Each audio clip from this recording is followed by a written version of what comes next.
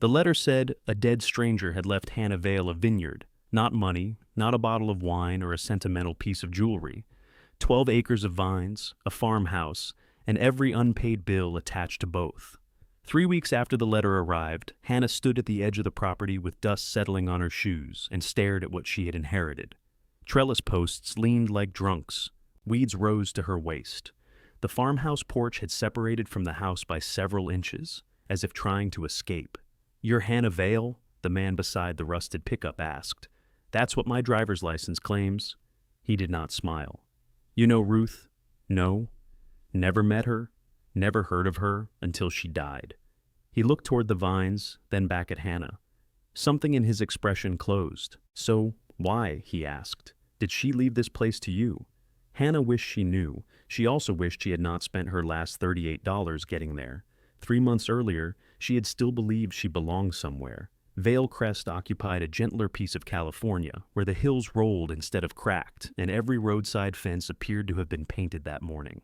Its tasting room had pale oak counters, limestone floors, and windows positioned so perfectly that guests assumed the sunset had been arranged by management.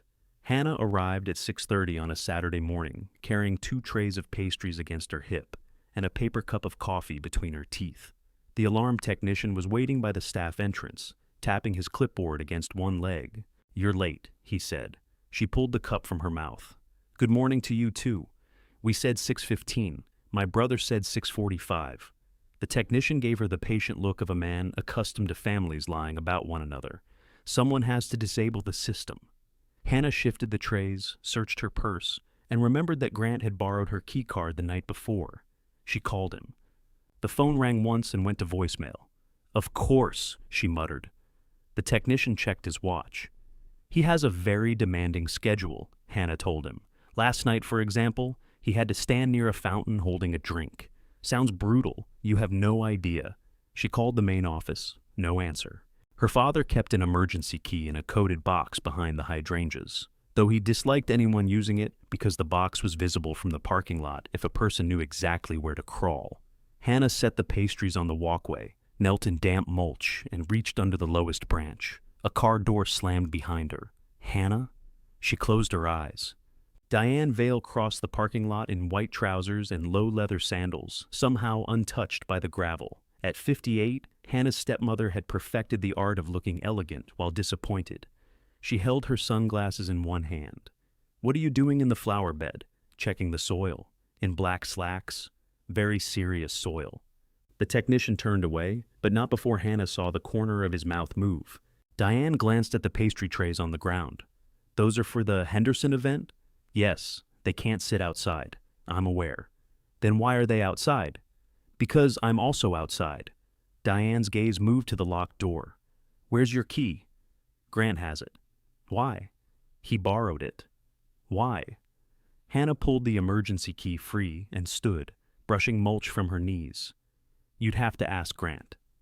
Diane's pause made the answer feel inadequate, bordering on rude. Today matters to your father. Every Saturday mattered to Richard Vale, but Hannah knew what Diane meant. A magazine photographer was coming. The Henderson anniversary party would occupy the terrace that evening, and Grant had arranged a separate corporate lunch in the Barrel Room for a regional hotel group. If both events went well, Vale Crest might land a series of resort contracts. "I know," Hannah said. Diane put on her sunglasses. "Then let's behave like it." By 8, the tasting room smelled of coffee, orange peel, and furniture polish. Hannah checked deliveries, corrected a seating chart, found 2 cases of Pinot that had been entered as Cabernet, and talked the florist out of leaving when she learned Grant had ordered centerpieces for 20 tables instead of 12. At 9:15, Grant strolled in wearing a blue blazer and carrying a gym bag. "Why is there a truck in my space?" he asked. Hannah was crouched behind the bar, untangling a power cord. "Because the linens don't travel by helicopter. It's blocking me." "You're inside the building. I had to park by the equipment shed." She looked up. Grant was 32, broad-shouldered, handsome in the same square-jawed way as Richard. He had inherited their father's confidence without the portion that required preparation. "You took my key card," Hannah said. He patted his jacket pockets, then tossed it onto the counter. "Right. Thanks." "Why did you have it?" "Mine wasn't working." Did you call Paul to fix yours? I told you, didn't I? No. Well, now I am. He headed toward his office. The hotel lunch is at 12:30, Hannah called. Grant stopped. What? The regional hotel group. 40 guests. He blinked once. That's tomorrow. It's on today's calendar. No, the Hendersons are today. Yes, they're at 6. You can't put both events on the same day. I didn't. His face changed, not to guilt exactly, but to alertness. Show me. In his office, Hannah opened the reservation system. The booking was there, entered under Grant's login 6 weeks earlier. 40 guests, barrel room, lunch service, guided tasting, and a tour hosted by Richard Vale. Grant leaned over her shoulder. His cologne smelled sharp and expensive. That's wrong, he said. You entered it, I moved it. There's no update. I called them. Who did you speak to? I don't remember. Some woman.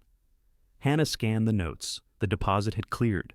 The event contact had confirmed final attendance by email 2 days earlier.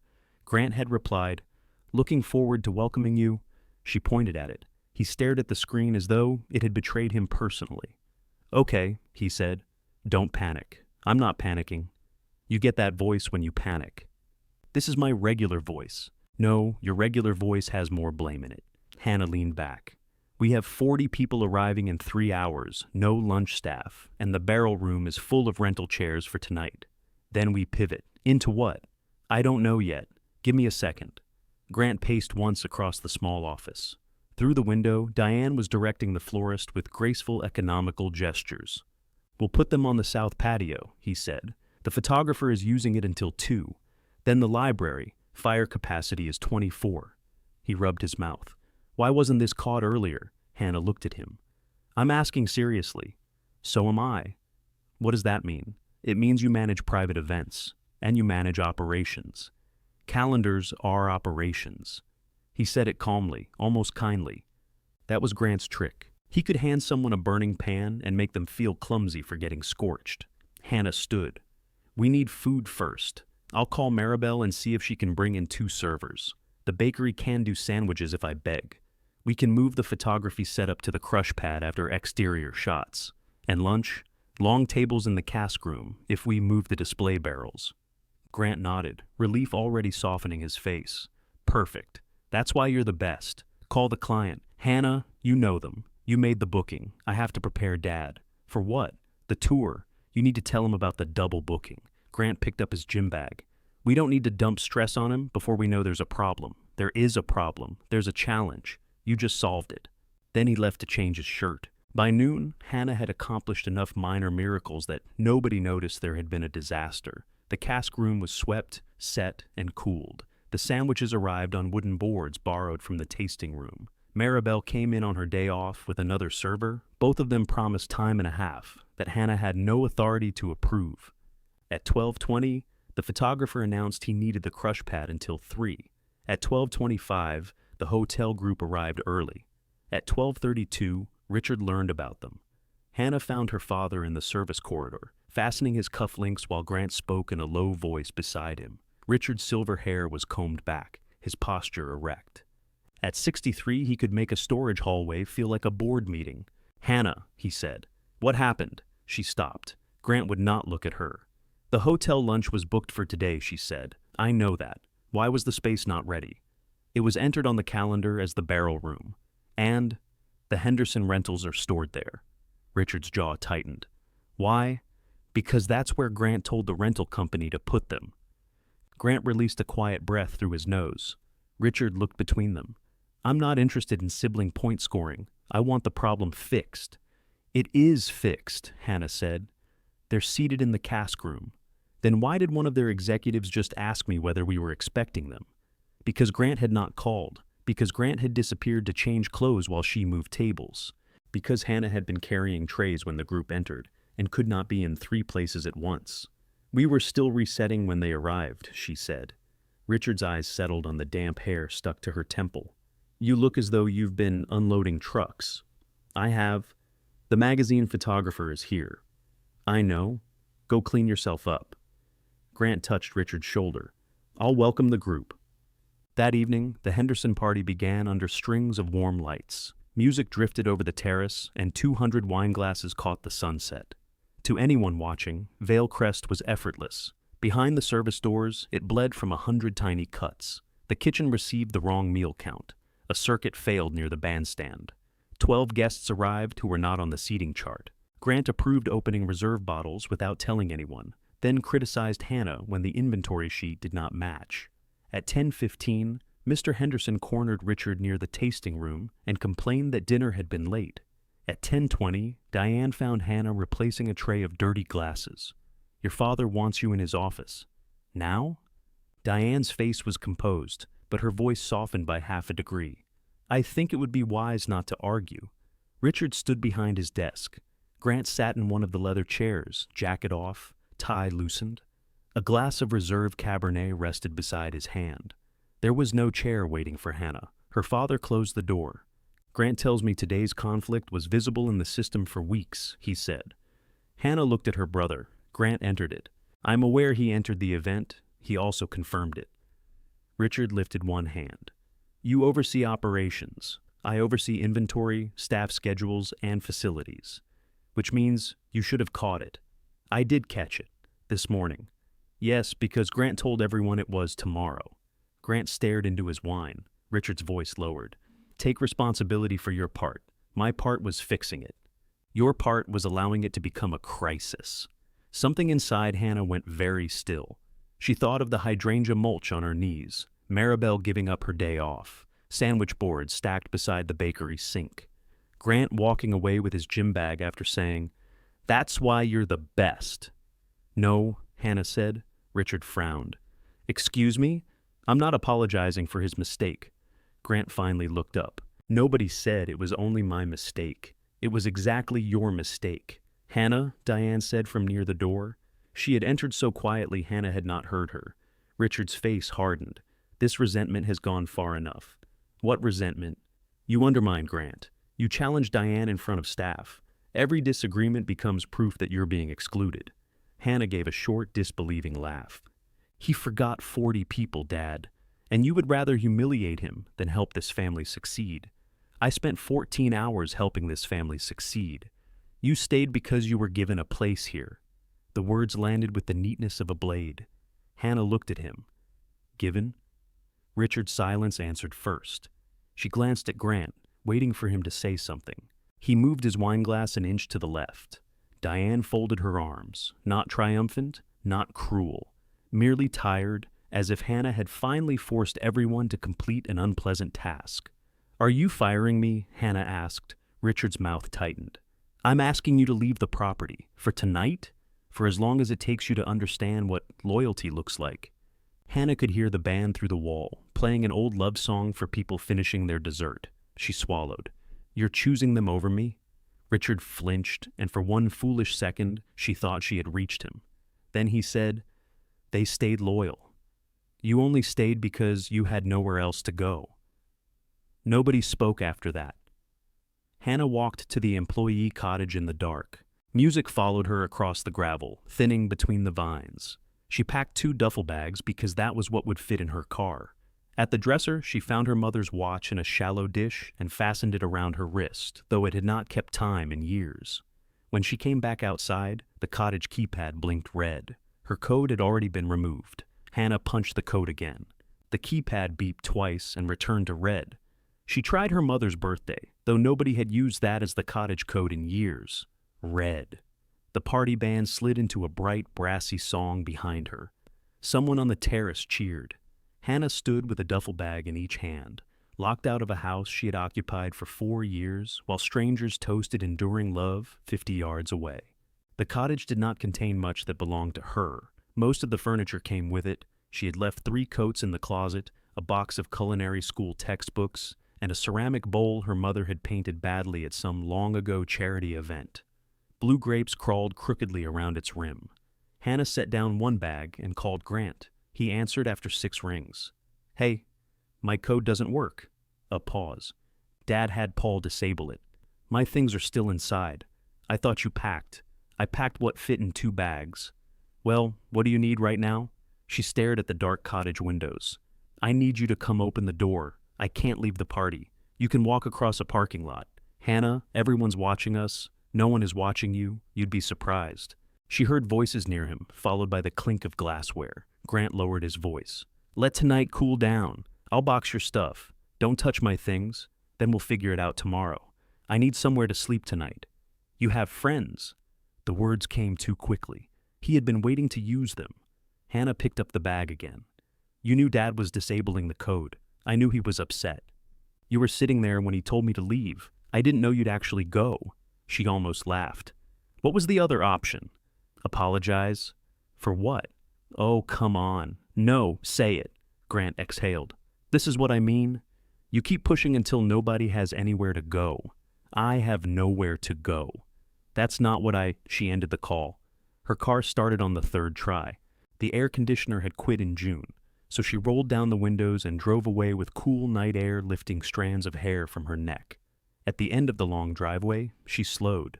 The Vale Crest sign stood illuminated against a fieldstone wall. Beneath the scripted name, a smaller brass plaque read, "Family Owned since 1998. Hannah had polished that plaque the morning before the grand reopening, after Diane decided the grounds crew left streaks. She could still remember her father standing back with his hands on his hips, smiling at the name. She drove on. Maribel answered her phone with music pounding in the background. If you're calling because Table 7 wants another Pinot, tell them no, she said. They are becoming historical reenactors. I left. A beat passed. The music continued, but Maribel's voice changed. Left where? Vale Crest. For the night? I don't think so. Where are you? On the highway. Pull over. I'm driving fine. You sound like you're calling from underneath the ocean. Pull over. Hannah stopped in the lot of a closed feed store. The building's security light made her car look pale and small. Maribel had worked in the Vale Crest tasting room for 6 years, long enough to know which family arguments could be escaped by carrying a case of wine into the cellar. She had also seen Richard reduce a seasonal worker to tears for putting red napkins on a reserved table. What happened? She asked. Hannah told her. Not everything. She left out the way Richard had flinched before he chose not to take the words back. She left out Grant's untouched wine and Diane standing by the door. She described the booking, the party, the office, and the disabled code in the flat voice she used for spoiled deliveries. Maribel listened without interrupting. You can have my couch, she said. No, I can get a motel. With what money? I have money. You complained about a $12 parking fee last week. That was an immoral parking fee. My couch is free and it folds out if you kick the left side. Hannah gripped the steering wheel. Just tonight. Of course, Maribel said, in the careful tone people used when agreeing with lies. Her apartment sat above a laundromat in Santa Isabel, 35 minutes from the Vineyard. By the time Hannah arrived, Maribel had changed out of her black service clothes and tied her hair on top of her head. She opened the door, holding a wooden spoon. Shoes off. My downstairs neighbor sprays for ants like he's declaring war. And I don't trust anything on those stairs. I'm not staying long. Then your shoes can enjoy a brief vacation. Maribel's apartment was warm and smelled like garlic. A gray cat watched Hannah from the kitchen counter with immediate suspicion. This is Nelson, Maribel said. He bites liars and men with guitars. I'm neither. He decides. Hannah placed her bags beside the couch. On the wall above it hung an assortment of framed postcards, concert tickets, and a photograph of Maribel laughing beside a lake. The room looked assembled from things she actually liked, not things chosen to reassure guests that she had taste. Did you eat? Maribel asked. I had half a dinner roll around 5. So no, I'm not hungry. Maribel held out the spoon. Taste. It was tomato sauce, too hot and heavy with oregano. Hannah swallowed. Needs salt. Good. You're alive? At 2 in the morning, she lay on the opened couch listening to the washing machines below enter their spin cycles. Nelson had settled on her feet, either as comfort or surveillance. Her phone rested face down on the floor. Richard had not called. At 7, Grant sent a message. Dad needs space. I'll make sure your stuff is safe. Let's not say anything publicly until we can all talk. Hannah read it twice. She typed, I don't have a publicist, Grant. Then she erased it. Diane wrote at 9. This has been painful for everyone. We would like to help you secure an apartment while emotions settle. I can cover the deposit in first month. In return, Richard feels it is important that you acknowledge your failure to properly manage the conflicting events and the damage your reaction caused the family. I can have something prepared. This is not punitive. It is a path forward. Hannah showed the message to Maribel, who was drinking coffee at the narrow kitchen table. Very generous, Maribel said. She's offering almost $3,000. She's buying a confession. She's offering rent, with a confession attached. It wouldn't have to be public. Then why does she need it? Hannah took the phone back. So they can all agree on what happened. They already agree. They want you to agree too. Maribel reached across the table and turned Hannah's wrist upward. Claire's watch lay against her skin, its scratched gold face showing 11 minutes past 4. Don't answer while you're scared, Maribel said. I'm not scared. Nelson, passing under the table, bit the cuff of Hannah's pants. Maribel pointed down. Professional opinion says otherwise. Hannah did not answer Diane. By afternoon, she had applied online for 9 jobs. 6 requested open weekend availability. 3 requested experience she had, but no title to prove, and 1 asked whether she considered herself a highly enthusiastic hospitality warrior. She checked yes. Vale Crest had paid her less than it paid outside operations managers because housing was included.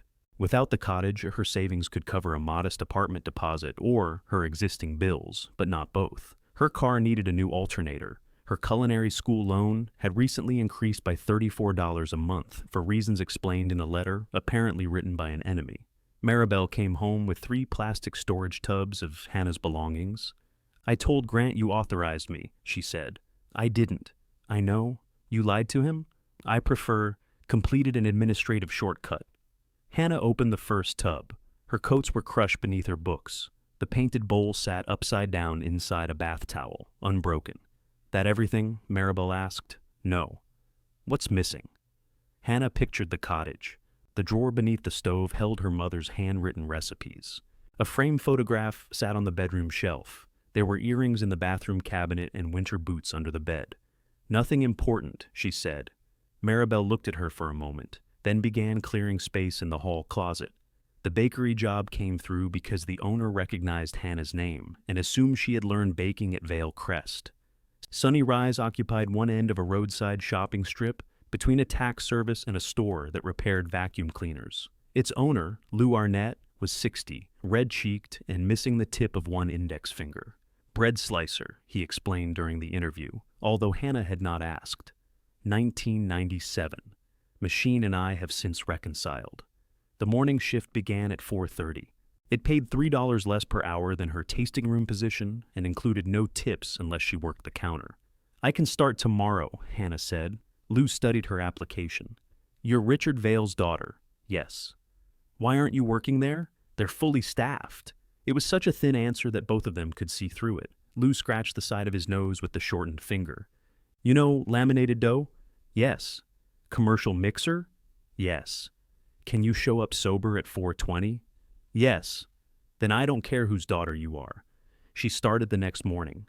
For the first week, Hannah woke on Maribel's couch at 3:40, dressed in the bathroom without turning on the fan, and drove through darkness with the windows cracked to keep herself alert. At work, she measured flour, rolled croissant dough, filled pastry cases, and learned which oven baked 12 degrees hotter than its display claimed. The routine hurt in useful ways. Her back ached, her fingertips roughened. By noon, she was too tired to replay her father's sentence more than a few times an hour. Customers sometimes recognized her. One woman who had attended tastings at Vale Crest for years stared at Hannah's flour-covered apron. I didn't know the Vales owned this place.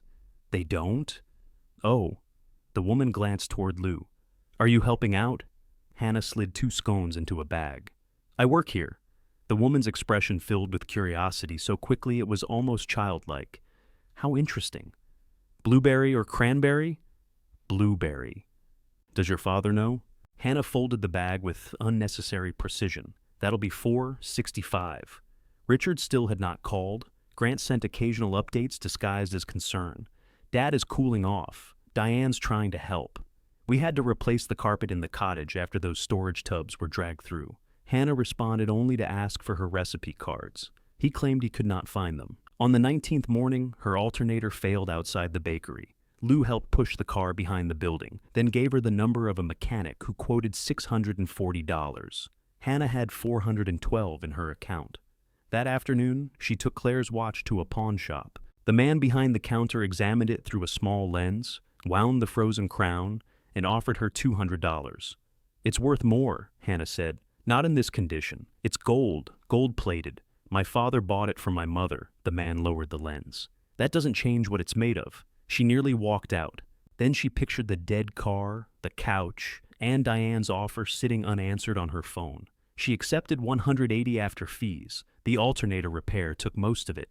Hannah returned to Maribel's apartment, carrying the empty watch box in her purse because throwing it away felt worse. A certified envelope was waiting on the stairs. Maribel had signed for it and written "not a bill" across the front in green marker, followed by what appeared to be a hopeful question mark. The return address belonged to a law office in Bellwether. Hannah opened it over the kitchen sink. The first paragraph informed her that Ruth Calder was dead.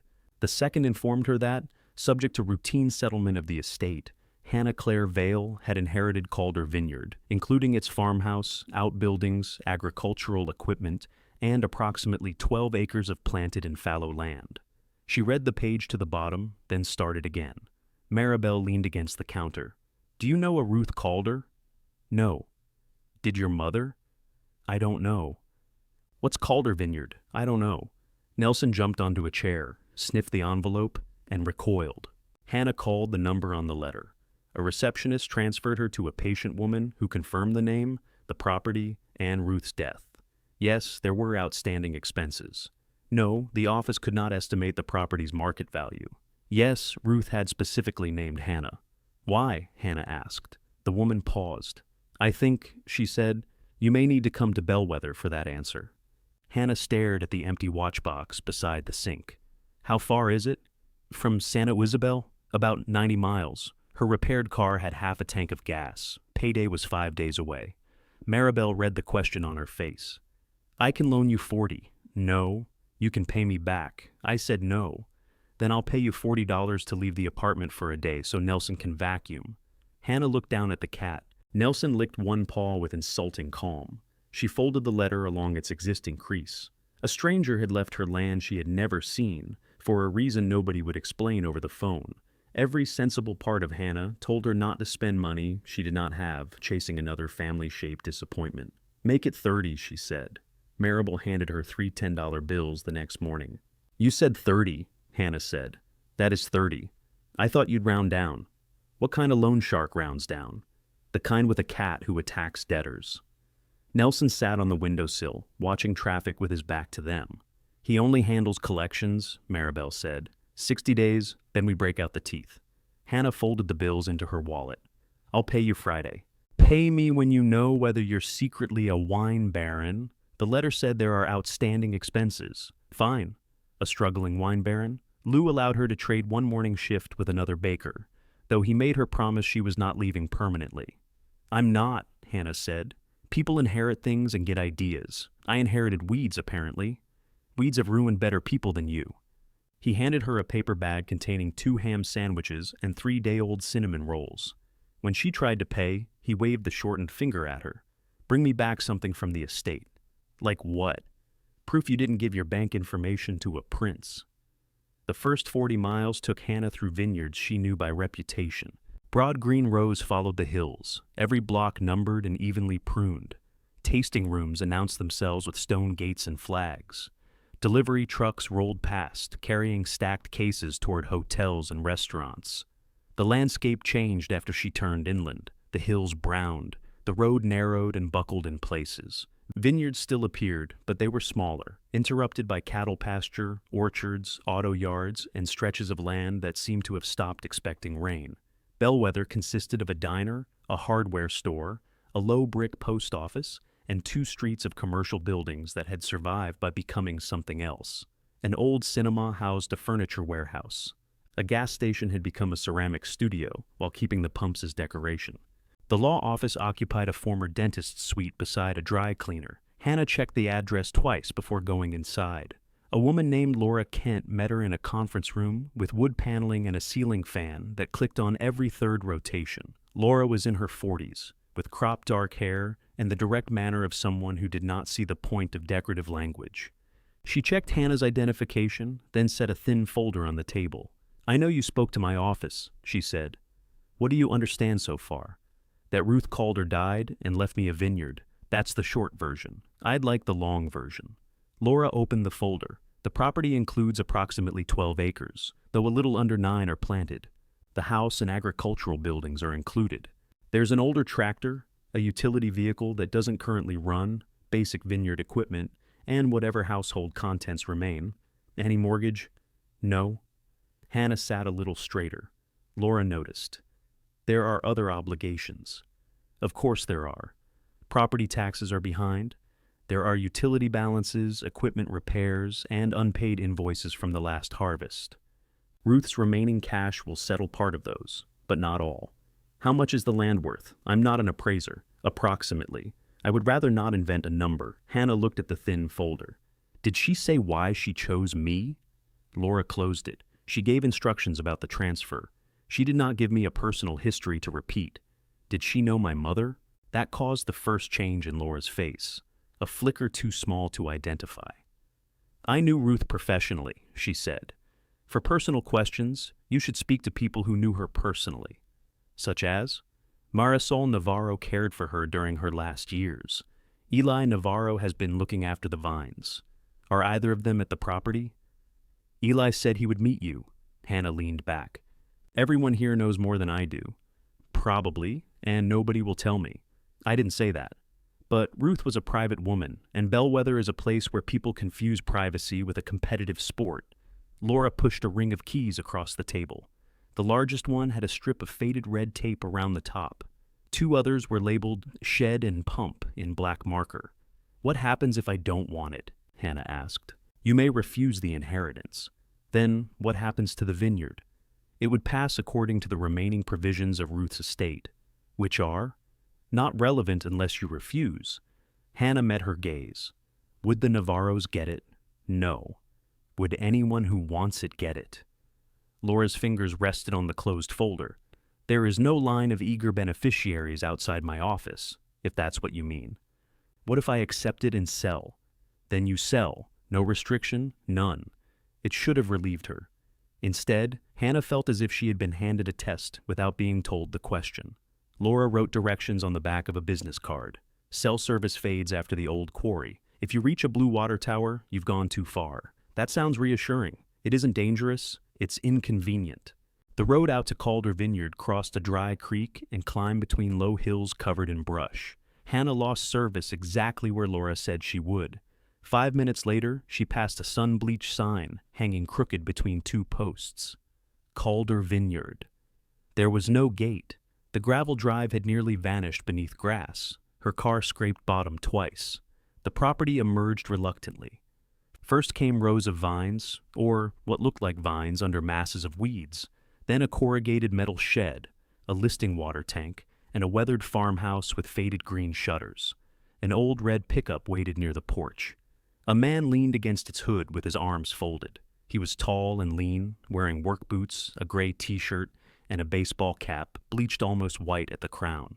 Dust coated his jeans to the knees. He did not wave. Hannah parked beside the pickup and stepped out. Heat pressed against her. The air smelled of dry grass and something faintly sour. "You made it," he said, "against the road's wishes." His gaze moved over her car.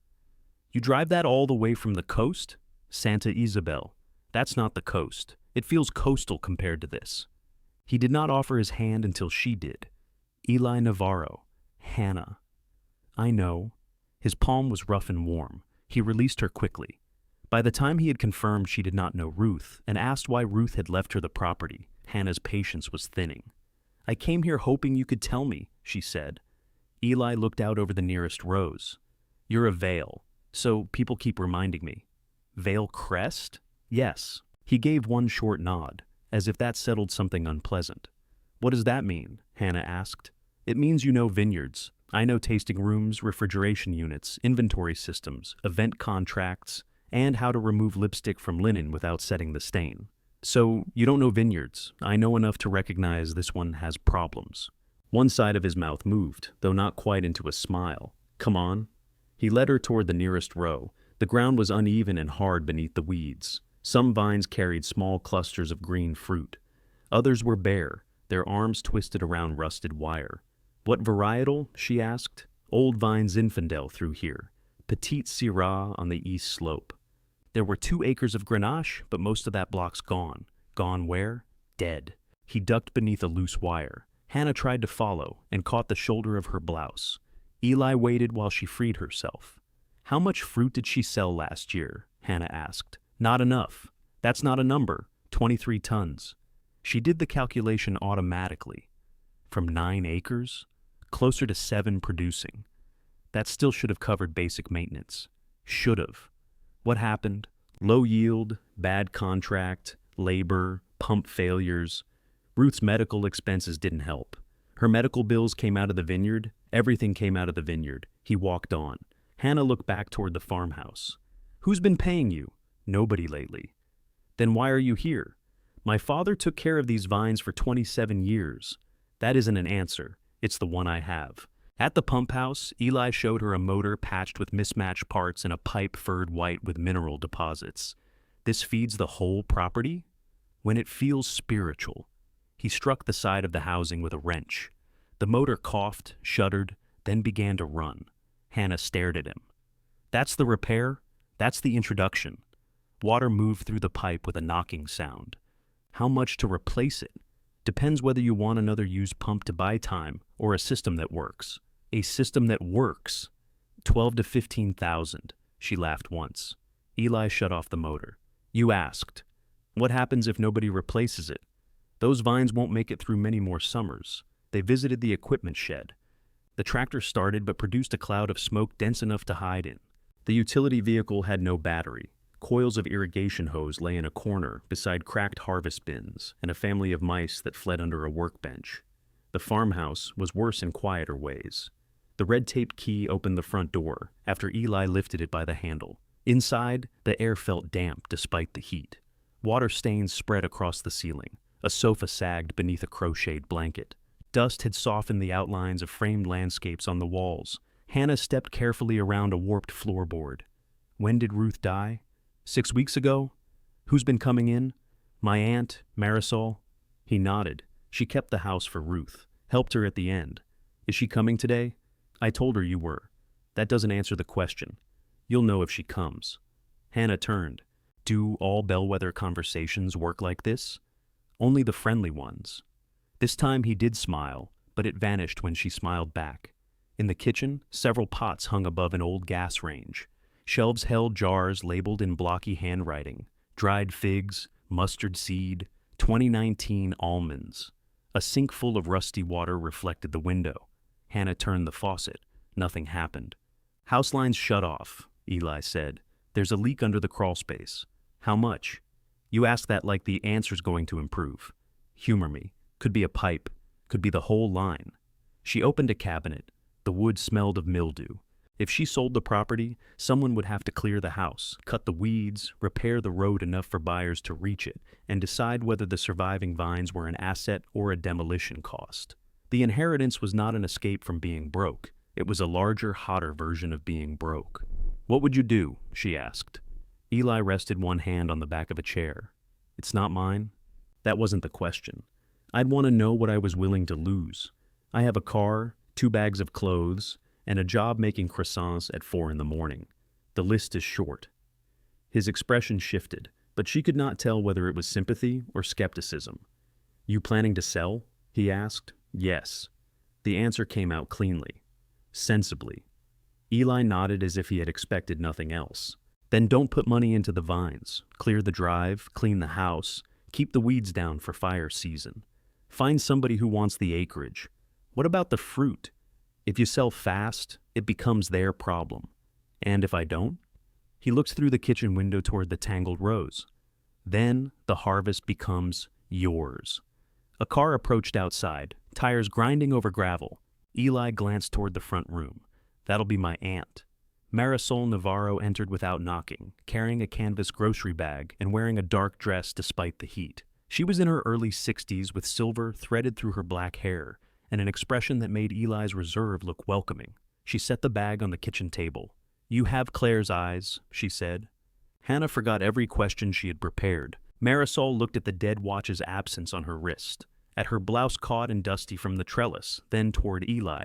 "She doesn't know," he said. "Apparently nobody thinks I should," Hannah replied. Marisol's mouth tightened. "Your father made sure of that." She began removing food from the bag: bread, tomatoes, coffee, a paper-wrapped block of cheese. Ordinary supplies, handled with the care of ritual. My father knew Ruth? Marisol stopped. Before she could answer, a drop of water struck the floor near Hannah's shoe. Then another. Hannah looked up. A brown stain on the kitchen ceiling had begun to glisten. Eli swore and moved toward the back door. "What happened?" Hannah asked. Pump pressure found the house leak. Water began running down the wall behind the cabinets. They spent the next 20 minutes shutting valves, dragging pots under drips, and pulling the lowest cabinet away from plaster that crumbled at a touch. Marisol worked without speaking. Hannah knelt in dirty water, using a roasting pan to catch the stream from beneath the sink. When it finally slowed, Eli went outside to check the line. Marisol handed Hannah a towel. "There are dry rooms upstairs," she said. "If you're staying." "I'm not." "Good." Marisol took the roasting pan from her and carried it to the back door. Hannah used the towel on the cabinet floor. Something lay wedged beneath the warped baseboard, protected by a fallen drawer. She caught its edge and pulled. It was a photograph spotted with age. 3 women stood in front of the same farmhouse when its shutters were bright green and the porch sat straight. Marisol was young, her arm around a broad, laughing woman Hannah assumed was Ruth. Between them stood Claire Vale, at 23, sunburned and smiling, holding a wooden spoon like a microphone. Hannah wiped the photograph with the dry corner of the towel. The image did not change. Her mother remained there in denim shorts and an oversized white shirt, her dark hair tied up in a red scarf Hannah had never seen. Claire's smile was wide and careless, not the careful smile she wore in most Vale family photographs. "How long was she here?" Hannah asked. Marisol set the roasting pan outside. "1 harvest. That's 3 months, almost 4 that year. And she lived in this house?" "In the room at the top of the stairs." Hannah looked toward the hallway. "When?" "Before you, before Vale Crest. My parents were married." "Yes." The kitchen seemed to become quieter, though Eli was still moving around outside, and the loose faucet continued to tap against the sink. "Why did she come here?" Marisol leaned against the counter. "You should ask your father. I did not drive 90 miles to be sent back to the man who never told me any of this." The older woman studied Hannah's face. "They had a fight," she said. "A bad one." Claire left him. "For 4 months?" She came with 1 suitcase and enough money for 2 nights at the motel. Ruth met her at the diner. Why? Because they were both eating pie at midnight. That's it? That's how meeting works. Hannah lowered the photograph. Ruth took a stranger home from a diner? No, she offered her work. Claire came out the next morning to see the vineyard. She stayed. Doing what? Cooking at first. Ruth could ruin boiling water when she was distracted. Then Claire learned the fruit stand, helped with harvest meals, drove the tractor once through a section of fence. Despite herself, Hannah glanced at the photograph again. My mother could not drive a tractor. Correct. Marisol's mouth almost softened. She talked about culinary school, she continued. Ruth told her wanting a thing was not the same as being selfish. Claire liked that sentence, repeated it until the rest of us got tired.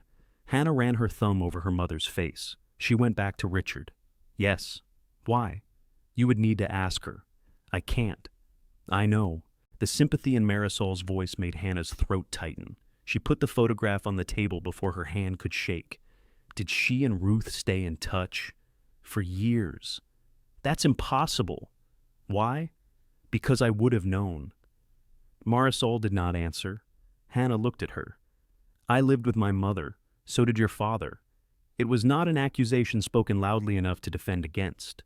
Eli appeared in the doorway with a wrench in one hand. His shirt had darkened across the chest. Line's shut, he said. Leaks probably under the kitchen. It'll stay dry unless somebody turns the house valve back on. He noticed the photograph. Marisol said something to him in Spanish, too quick for Hannah to follow. Eli replied, just as quietly. You can speak English, Hannah said. Marisol's eyes came back to her. Yes. The word carried no apology. Hannah picked up the photograph. Did Ruth have pictures of my mother somewhere else? Probably. Letters? Probably. Where? This was Ruth's home, not an exhibit prepared for you. She left it to me. And 6 hours later, you decided to sell. The sentence struck cleanly because it was true. Hannah stood. You don't know anything about me. I know you said yes when Eli asked. What was I supposed to do? Move in? There's no water. The vineyard loses money. I couldn't afford the gas to get here without borrowing $30. Marisol glanced toward Eli. He had the decency to look uncomfortable. I'm not asking for your approval, Hannah said. No, Marisol replied. Only answers. And you clearly don't want to give them. Some answers are not mine to give. Everybody keeps saying that when they mean they don't trust me. Marisol lifted the grocery bag and began putting the food back inside. The bread will go stale before I finish it, she said. Take half. Hannah laughed once, unable to help it. You don't trust me with a photograph, but you trust me with bread? Bread is harder to misunderstand. Eli found an extension cord in the shed and ran it from an exterior outlet to the kitchen. The electricity worked in parts of the house, though switching on the upstairs hall light caused the pantry light to go out. Hannah should have left before dark. Instead, she carried her bag to the room at the top of the stairs. The wallpaper had faded from yellow to the color of old paper. A narrow iron bed stood beneath the window, stripped to its mattress. There was a dresser, a washstand, and a closet containing 3 empty hangers. Dust lay over everything except the windowsill, where someone had recently wiped a clean rectangle. Marisol appeared behind her carrying folded sheets. Claire slept here, Hannah said. Yes. What was on the sill? A pot of basil. Recently. Ruth kept one there every summer. Hannah wanted to ask whether Ruth had done that because of Claire. She did not want to give Marisol another chance to withhold something. I thought you wanted me to leave, she said. I want you to know what leaving means. Marisol placed the sheets on the bed. You could just tell me, and you could listen without treating every silence like an insult. They faced each other in the dusty room. Hannah looked away first. Was my mother happy here? She asked. Marisol took longer to answer than Hannah liked. Sometimes, she said. She was also frightened, proud, funny when she didn't mean to be, and very bad at asking for help. Happiness wasn't the only thing she was. The description felt more intimate than praise would have. Hannah sat on the edge of the mattress. Did she talk about me? You didn't exist yet. Later, when she visited. Yes. What did she say? Marisol adjusted the top sheet, smoothing a crease with both hands. That you took apart a toaster because you wanted to know where the heat lived. That you hated dresses with buttons down the back. That Richard called you stubborn when he meant you had noticed something. Hannah's chest hurt. How often did she come? Once or twice a year, sometimes more. She told me she was visiting an old friend in Paso Robles. Bellwether was not a place your father wanted named in his house. Why? Marisol folded the extra sheet into a smaller square. Ask him. This time Hannah did not argue. She took her phone outside and walked toward the road until one bar appeared. Richard answered on the 4th ring. Hannah. His voice was guarded as though she had called during negotiations. You knew Ruth called her, she said. Silence. A dry grasshopper sprang from the weeds near her shoe. Where are you? He asked. At her vineyard. Another silence, different from the first. How did you hear about that place? She died. I'm sorry to hear it. She left it to me. The line crackled. What? The farmhouse, the vines, all of it. Richard breathed out slowly. That doesn't make sense. I agree. Start explaining. Do not speak to me that way. Hannah almost ended the call. The old reflex made her hold on, lower your voice, soften the words, earn the answer. She stepped on the reflex. Did Mom live here? For a short time. 4 months. It was a confused period in her life. She visited for years afterward. I don't know how often Claire visited. You knew she did. Yes. Why didn't she tell me? You'd have to ask your mother. That appears to be everyone's favorite suggestion today. Richard exhaled. Ruth had a talent for inserting herself into situations that did not concern her. She gave Mom a job. She encouraged your mother to abandon her marriage. Mom had already left. Because we had an argument. What kind of argument makes someone leave for 4 months? A private one. Hannah looked back at the farmhouse. The upstairs window of Claire's room caught the last light. Did Ruth try to contact me after Mom died? Richard did not answer. Dad. She sent notes. What notes? Condolences? Invitations? I don't remember. I never saw them. You were grieving. So you threw them away? I decided you did not need another person using your grief to turn you against your family. Hannah laughed, but there was no humor in it. You did that all by yourself. Hannah? Did you know she planned to leave me the property? Of course not. Would you have told me? This is not a gift. That land was failing 20 years ago. Ruth spent her life mistaking struggle for virtue, and now she has handed you an expensive obligation when you are in no position to carry one. The cruelty of it was that he sounded concerned. What position am I in? Hannah asked. You left your job and your home because you refused to take responsibility. You told me to leave. I told you to take time. You disabled my door code before I packed. That was done to protect company property. I lived there. You lived there because we made room for you. Hannah closed her eyes. Through the line, she heard the faint murmur of the Vale Crest tasting room. A cork came free with a familiar soft pop. I found a photograph of Mom, she said. She looks happy. Richard's voice lowered. Your mother came home. To you. To her real life. Hannah opened her eyes. Goodbye, Dad. Do not make a decision about that land out of spite. You don't get to advise me. I'm still your father. You keep saying things like that as if they're self-proving. She ended the call. The phone rang immediately. She let it stop. Diane tried 10 minutes later, then Grant. She turned the phone off. Back inside, Eli had gone. Marisol had left half the bread, 2 tomatoes, and the block of cheese on the kitchen table. Beside them sat a clean glass filled from a water jug. Hannah carried the food upstairs. She ate on the floor with her back against the bed because the mattress smelled damp. Night noises gathered around the farmhouse. Insects, wind against loose metal, something moving in the wall. Her mother had once lain in this room after leaving Richard. Hannah tried to imagine Claire without the years that followed. Claire is a woman who could drive through a fence, sleep in a stranger's farmhouse, and tell people she wanted culinary school. Claire had always described meeting Richard as the beginning of her adult life. There had been no bellwether in the story. Hannah woke before dawn with the photograph against her palm. She drove back to Santa Isabel for her 4:30 shift. Lou took one look at the dust on her blouse and handed her an apron. Well, he asked, it's real. Rich? No. Haunted? Possibly. She tied the apron strings. Do you know anyone who buys used restaurant equipment? Depends what equipment. None yet. I need cash. Lou looked toward the ovens, then at Hannah. That sentence has never led anywhere peaceful. During her break, she called Laura Kent and accepted the inheritance.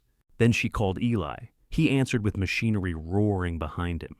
I need the place cleaned enough to sell, she said. Drive, house, weeds, minimum cost. How long are you giving it? Hannah looked at the flour embedded in the lines of her hands. 6 weeks. And then? I list it. Eli was quiet. You still there? She asked. Yeah. Can it be done? Depends how much work you'll do. All of it. This time she heard the smile in his voice. Be there Saturday, he said.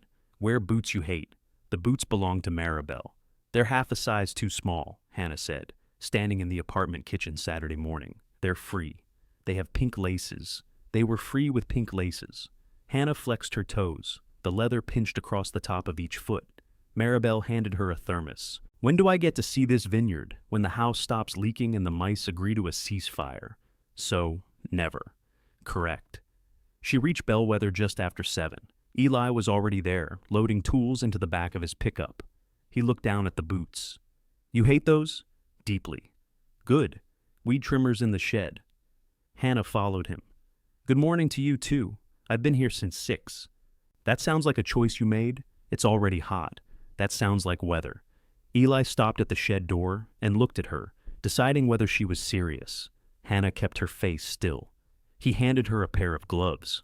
You know how to use a gas trimmer? I manage highly enthusiastic hospitality warriors. No then.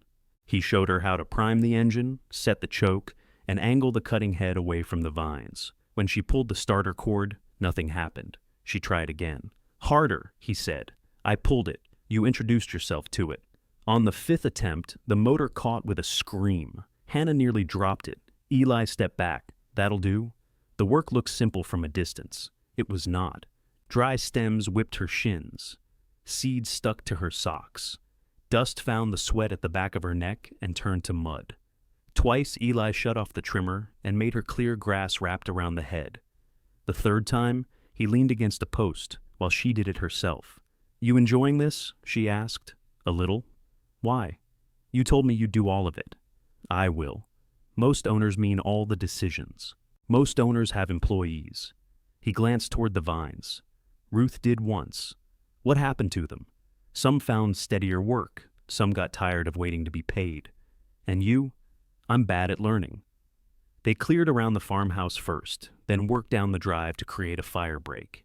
By 10, Hannah's borrowed boots had rubbed both heels raw. She did not mention it. At 11, Eli noticed the way she shortened her stride. "Take them off." "I'm fine." "You're bleeding through the left sock." Hannah looked down. A small dark stain marked the back of the boot. "They're free," she said. "That doesn't make them your size." He made her sit in the shade beside the shed. From his truck, he brought a first aid kit held closed with a rubber band. "You carry bandages?" she asked. "I work with old machines and stubborn people." He knelt, and Hannah pulled off the boot. The blister had torn. Eli cleaned it without fuss, his hands more careful than she expected. "I can do that. You can't see it. I know where my heel is. Congratulations." He taped gauze over the raw spot. Hannah looked toward the rows. "Did my mother work out there before my time?" "You didn't know her?" "I met her once." Hannah turned. "Marisol said she visited for years. I was here when she came the last time." "How old were you?" 20. "What was she like?" Eli pressed down the edge of the tape. "She brought a lemon cake. My father ate 3 pieces and denied it. That sounds like my mother. She asked Ruth to teach her how to fix a broken fence. Ruth told her she should have learned after driving through the first one." Hannah smiled before she could stop herself. "Did Mom say why she came?" "No." She and Ruth talked in the kitchen. "My father made me find work somewhere else. Everybody protected their privacy except for me." Eli sat back on his heels. "Maybe they thought they were protecting you. People say that when they don't want to admit they made a choice for you." He did not disagree. She put the boot back on, loosened the laces, and stood.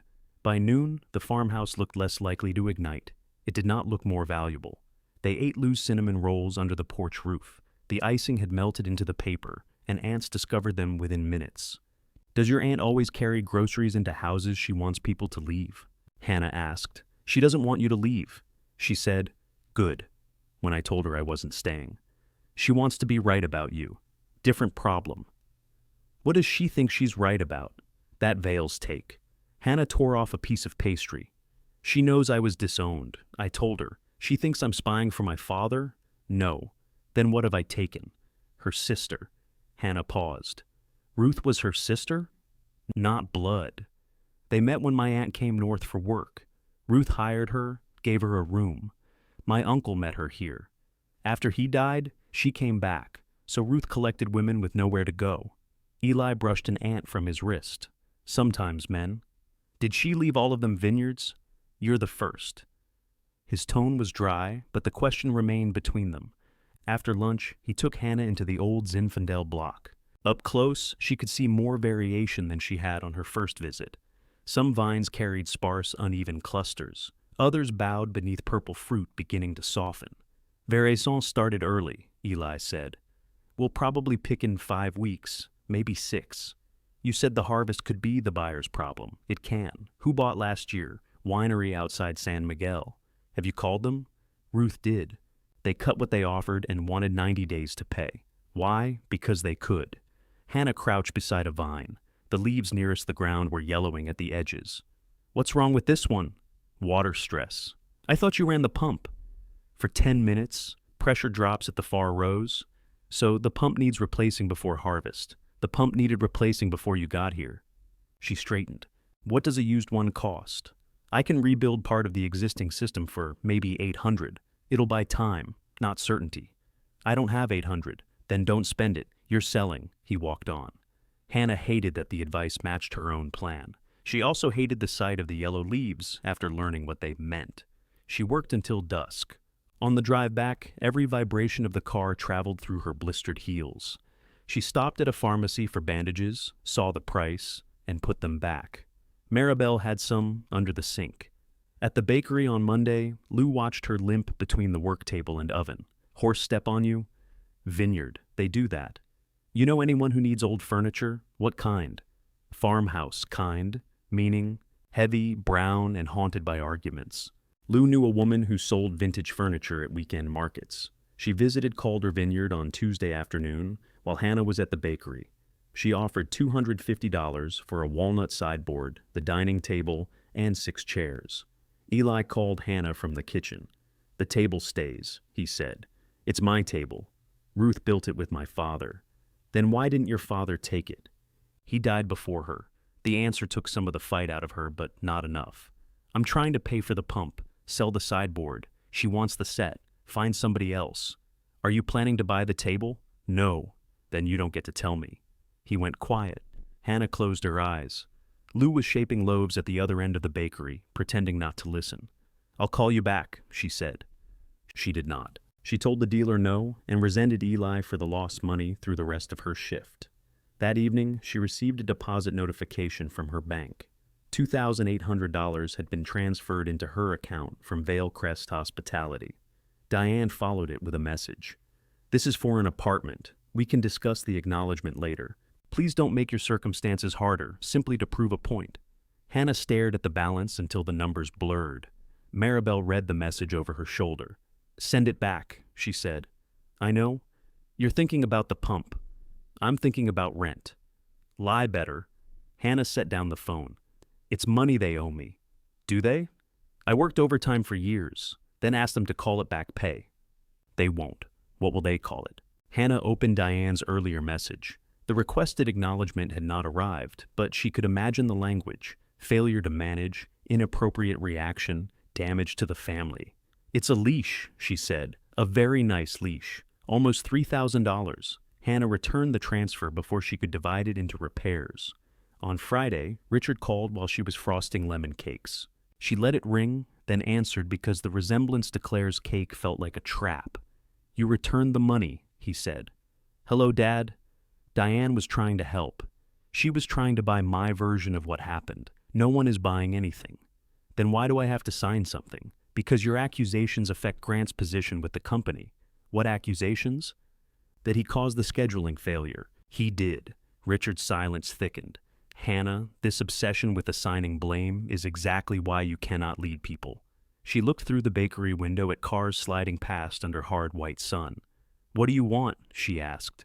"I want you to come home and resolve this. Is the cottage code back on? That is not the point. Is my job waiting? We would need to discuss an appropriate role. Is Grant still director of private events?" Her father exhaled. "You're making this adversarial. You called me." She ended the conversation before he could turn the invitation into mercy. That afternoon, Hannah opened a credit card she had kept for emergencies and paid Eli for the pump parts. He did not say he had warned her. He sent a photograph of the rebuilt assembly, cleaner but still patched with mismatched metal. She drove to Bellwether after work. The pump started on the second attempt. Eli adjusted a valve, and the pipes knocked alive beneath the ground. They walked together to the far end of the Zinfandel block. For several seconds, nothing happened. Then the first emitter released a dark bead. Water gathered, dropped, and disappeared into the dusty soil. Farther down the row, another emitter began to drip, then another. Hannah crouched beside the nearest vine. The water was not dramatic. It made no sound when it struck the earth. Still, the leaves moved lightly above her, and for the first time since she had arrived, something on the property was working because she had chosen to make it work. "Temporary," Eli reminded her. "I know. You're still selling. I know." He stood beside her, watching water travel down the row. Neither of them sounded convinced. By the next morning, 3 emitters had clogged, and a coupling near the pump had begun to spit a thin silver fan. Eli tightened it while Hannah held a flashlight. "I thought we fixed this," she said. "We fixed the part that was broken yesterday." "What's this part?" "The part that's broken today." They had worked past sunset, opening valves one section at a time. The vineyard changed in darkness. Without the weeds and leaning posts demanding attention, the rows sounded alive. Water ticked into soil. Insects moved through leaves. Somewhere beyond the property, a dog barked at regular intervals, as if marking the hours. Hannah had planned to drive back to Maribel's apartment. At 11, she texted that she was sleeping at the farmhouse. Maribel replied with a photograph of Nelson occupying the entire fold-out couch. Traitor, Hannah wrote. Landlord, Maribel corrected. The pipe beneath the kitchen had cracked in 2 places. Eli bypassed it so the upstairs bathroom had cold water, provided nobody used the sink at the same time as the toilet. A luxury property, Hannah said. You have indoor plumbing. Sometimes. Luxury. She slept in Claire's old room, on clean sheets Marisol had left. The mattress still dipped in the middle, but the window opened and Basil appeared on the sill Saturday afternoon. Hannah found Marisol in the kitchen wearing rubber gloves and scrubbing the inside of a cabinet. Did you bring that? Hannah asked. Marisol glanced toward the stairs. It was dying behind my house. You put it in my mother's room. It likes that window. Ruth kept one there. Yes. Hannah waited for more. Marisol dipped her sponge into a bucket. I'm selling the sideboard, Hannah said. Good. Eli objected to the table. The table is not the sideboard. I figured that out. Marisol opened another cabinet. The sideboard came from Ruth's second husband. He bought it because he believed heavy furniture made him look established. Did it? No, it made his dining room smaller. Hannah smiled. You think I should keep the table. I think if you sell something because you need money, sell the thing no one likes. The vintage dealer returned that afternoon and paid $140 for the sideboard alone. She also bought 2 bedside lamps and an oval mirror that made every reflection look slightly seasick. Hannah used the money for a dumpster and 2 replacement hoses. She kept the table. Her life divided itself into flour and dust. 4 mornings a week, she worked at Sunny Rise. The rest of the time, she drove to Bellwether and slept in the farmhouse. Maribel came out once with cleaning supplies, a portable speaker, and Nelson, who objected to the carrier for the entire journey. He needs country air, Maribel said as she opened the door. Nelson took one look at the porch, backed deeper into the carrier, and hissed. He needs a hotel, Hannah said. They carried mildewed curtains to the dumpster, scrubbed the upstairs floors, and emptied a pantry full of jars whose labels had faded beyond interpretation. Maribel wanted to open each one. Hannah wanted to throw them all away. This could be jam, Maribel said, holding a dark jar to the light. It could be an organ. It's probably plum. It has bubbles. Fermentation is natural. So is botulism. Marisol arrived in time to prevent Maribel from tasting it. By the end of the day, the kitchen windows opened without being struck. The front room smelled less damp, and Nelson had claimed Ruth's armchair. Hannah stood in the doorway, looking at the cleared floorboards. You could show buyers this room, Maribel said. That's the idea. Right. What? Nothing. You said right, like Diane. Maribel put a hand to her chest. Take that back. Hannah laughed, then covered her mouth. It had been weeks since laughter had surprised her. In the kitchen, Marisol sorted Ruth's cooking notebooks from a drawer Hannah had assumed held only old receipts. They were stained, swollen by damp, and filled with substitutions in several hands. Hannah opened one to a page titled Harvest Stew. Below the ingredients, someone had written, less salt if Ruth cooked the beans. She cheats. Hannah knew the slant of the handwriting. My mother wrote this. Marisol looked over. She was right. There were other notes. Double onions, add wine after the tomatoes. Eli's father hates fennel, but eats it anyway. Claire's voice lived in the margins without trying to explain itself. Hannah turned pages slowly. Why didn't she ever cook this at home? Maybe she did. No, I'd remember. She cooked differently here. What does that mean? Marisol placed a stack of notebooks on the table. At Vale Crest, did you cook for your father? Sometimes. Did you cook the same food you make when he isn't there?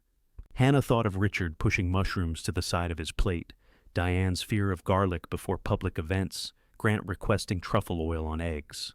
No, she admitted. Then you understand. In the back of one notebook, Ruth had recorded harvest supper counts across 20 years. 32 people, 47, 51, plus 3 late. The numbers dwindled after that. 24, 19, 11.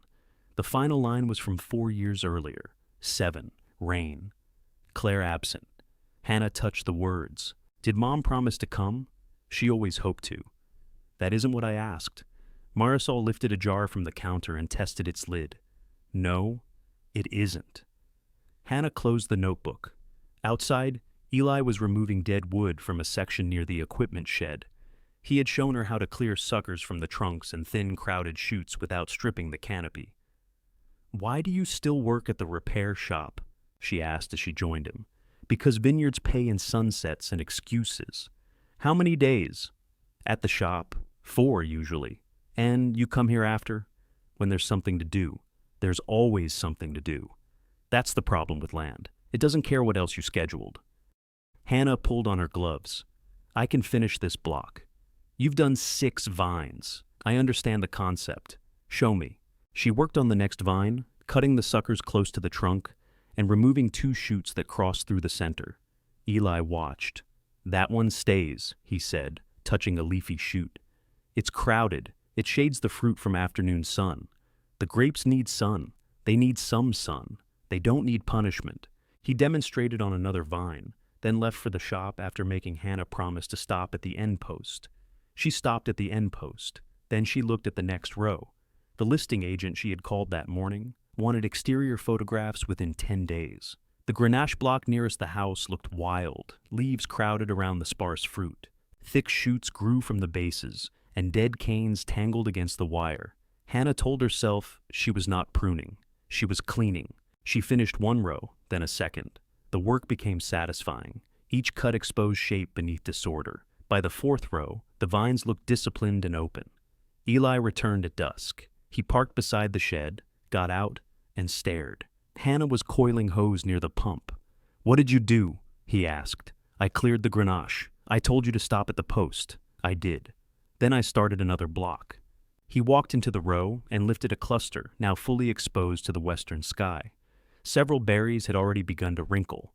"You stripped the shade. I thinned it. You skinned it. That block barely produces. Now it'll produce less." Hannah dropped the hose. "I followed what you showed me. No, you did the part you understood and guessed at the rest. I'm trying to make the place presentable." "To who?" "Buyers. The vines aren't furniture. They don't look better because you can see more of them." Heat rose into her face.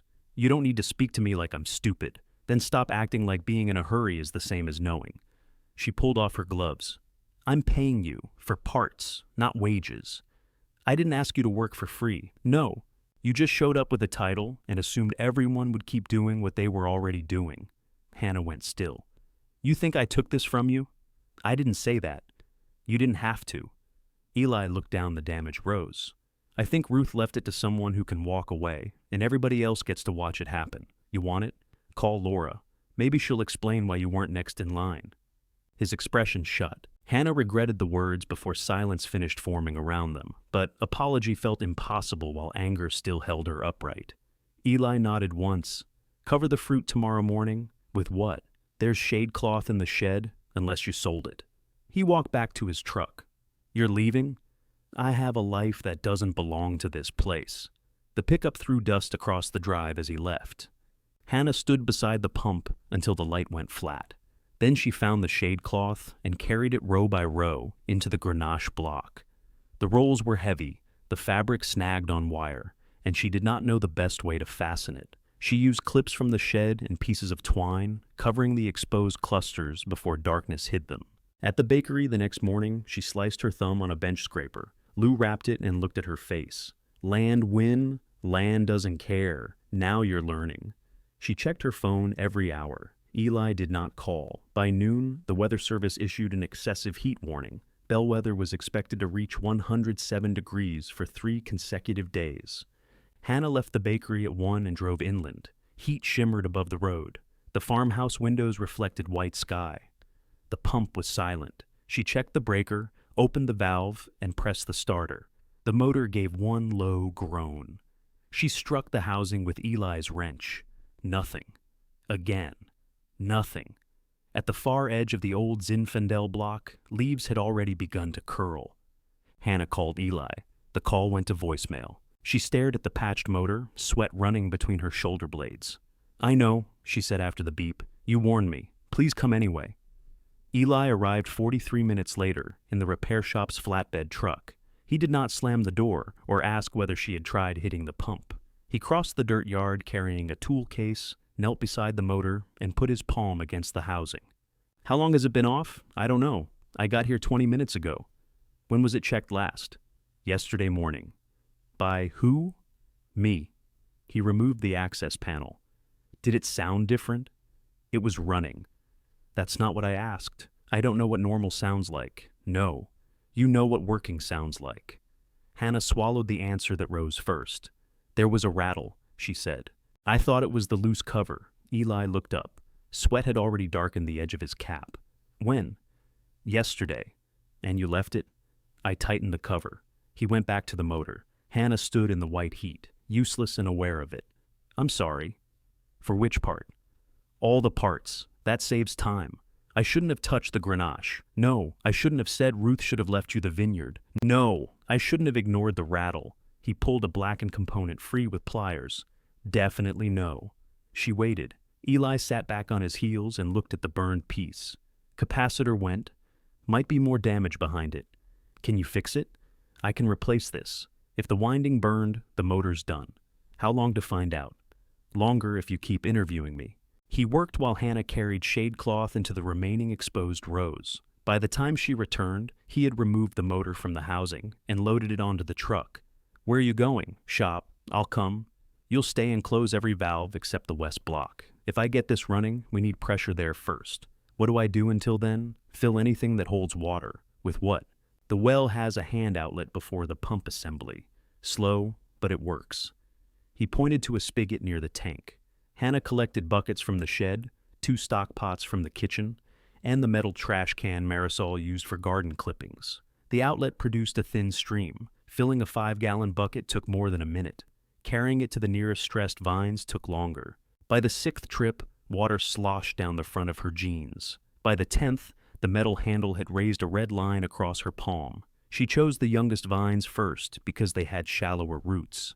Then she thought of the twisted old Zinfandel plants that had survived decades of summers and carried water to them instead.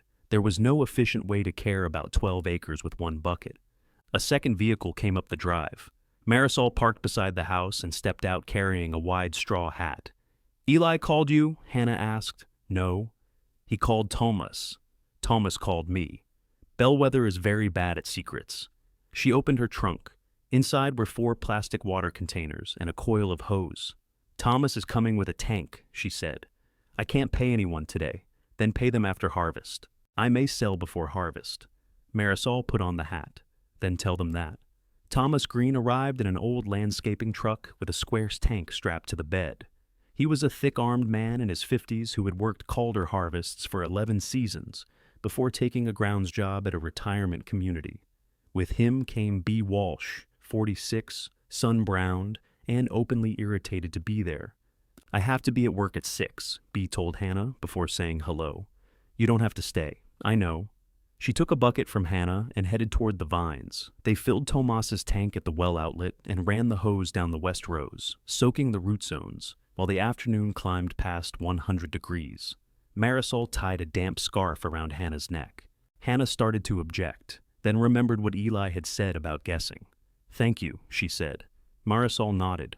At 4, Eli returned with the motor, and another mechanic named Devin, whose coveralls bore a stitched patch from Navarro Agricultural Repair. Devin had a shaved head and a tattoo of a spark plug on his forearm. Temporary capacitor, Eli said. Winding tested good. How temporary? Could last a day. Could last a year. Can we get a real one? Monday. Hannah looked at the vines. That's 3 days. That's why Devin brought this. They unloaded a portable pump from the flatbed. Devin patted its metal frame. Shop rental. How much? Hannah asked. He looked at Eli. Eli said, We'll discuss it. No, we'll discuss it now. $200 a day. I don't have $600. Then don't break it, Devin said. Eli shot him a look. What? Devin asked. That was comforting. I'll pay you after harvest, Hannah said. Devin wiped his forehead with his sleeve. Eli says there may not be one. There will be fruit. I don't know who will buy it or what they'll pay, but I won't disappear before you do. Devin studied her for a moment, then reached into the truck for a wrench. Good enough. The repaired motor started just after 5. It coughed, caught, and produced pressure strong enough to make the west line jump.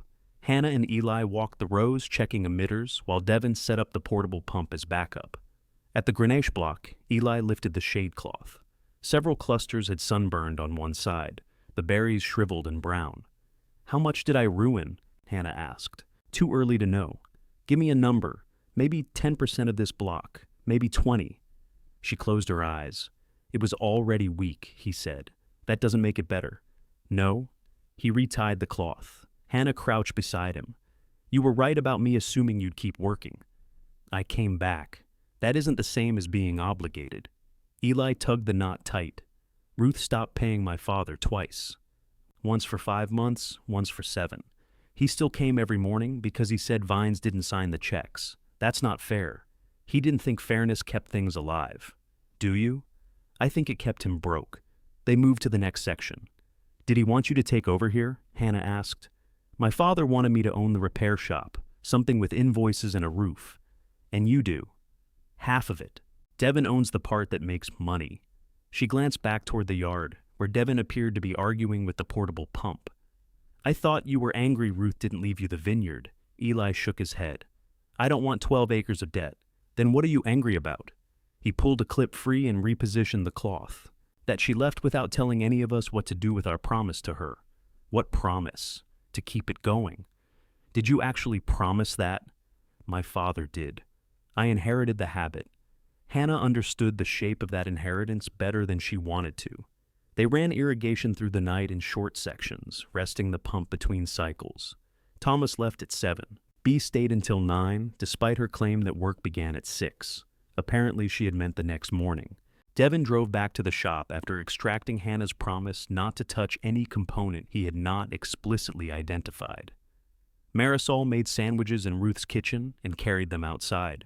At midnight, Hannah sat on the porch step with one boot off, rewrapping her heel. Her hands trembled from exhaustion. Eli lowered himself beside her and handed her a bottle of water. You came, she said. You called. I didn't know if you would, neither did I. He rested his forearms on his knees. In the light from the kitchen, she could see a pale scar near his elbow and grease embedded beneath his fingernails. I'm sorry, she said again. I heard you the first time. I don't know if that means you accept it. It means you don't need to keep paying interest. A laugh escaped her, too tired to hide. He looked toward the rows. You carried a lot of water. Not enough. It never feels like enough. They sat without speaking until the pump cycle ended and the pipes quieted. Eli stood. Sleep for an hour. I'll switch the east valve.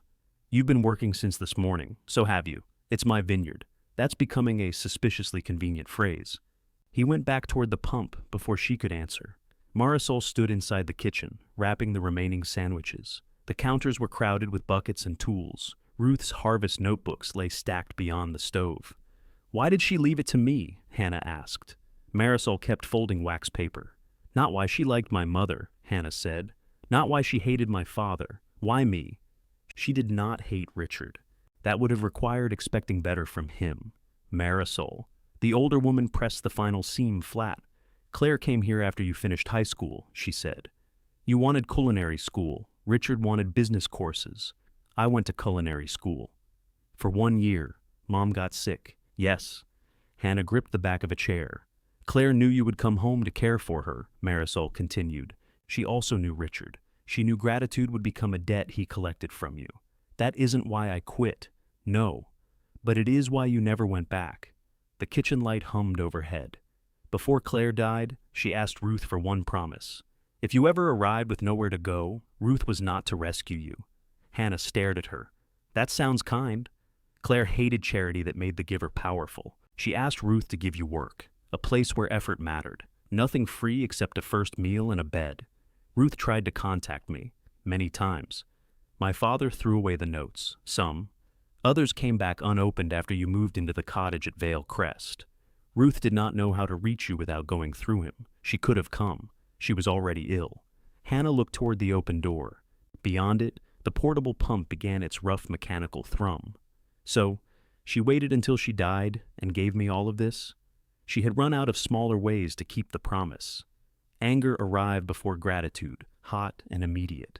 She didn't know me. She knew what Claire feared. And now I'm supposed to prove them right? No. Marisol finally looked at her. You are supposed to decide whether they were. Hannah picked up one of the harvest notebooks. 7. Rain. Claire absent. Outside, Eli called that pressure was dropping. She set the notebook down and reached for the wrench. The pressure drop came from a split hose in the Petite Syrah block. Hannah found it by sound, a furious hiss beneath the leaves. Water sprayed from a thumb-sized tear, turning the dust black around her boots. "Valve!" she shouted. Eli ran back toward the pump. The line went slack a moment later. Hannah knelt and held the flashlight while he cut out the damaged section.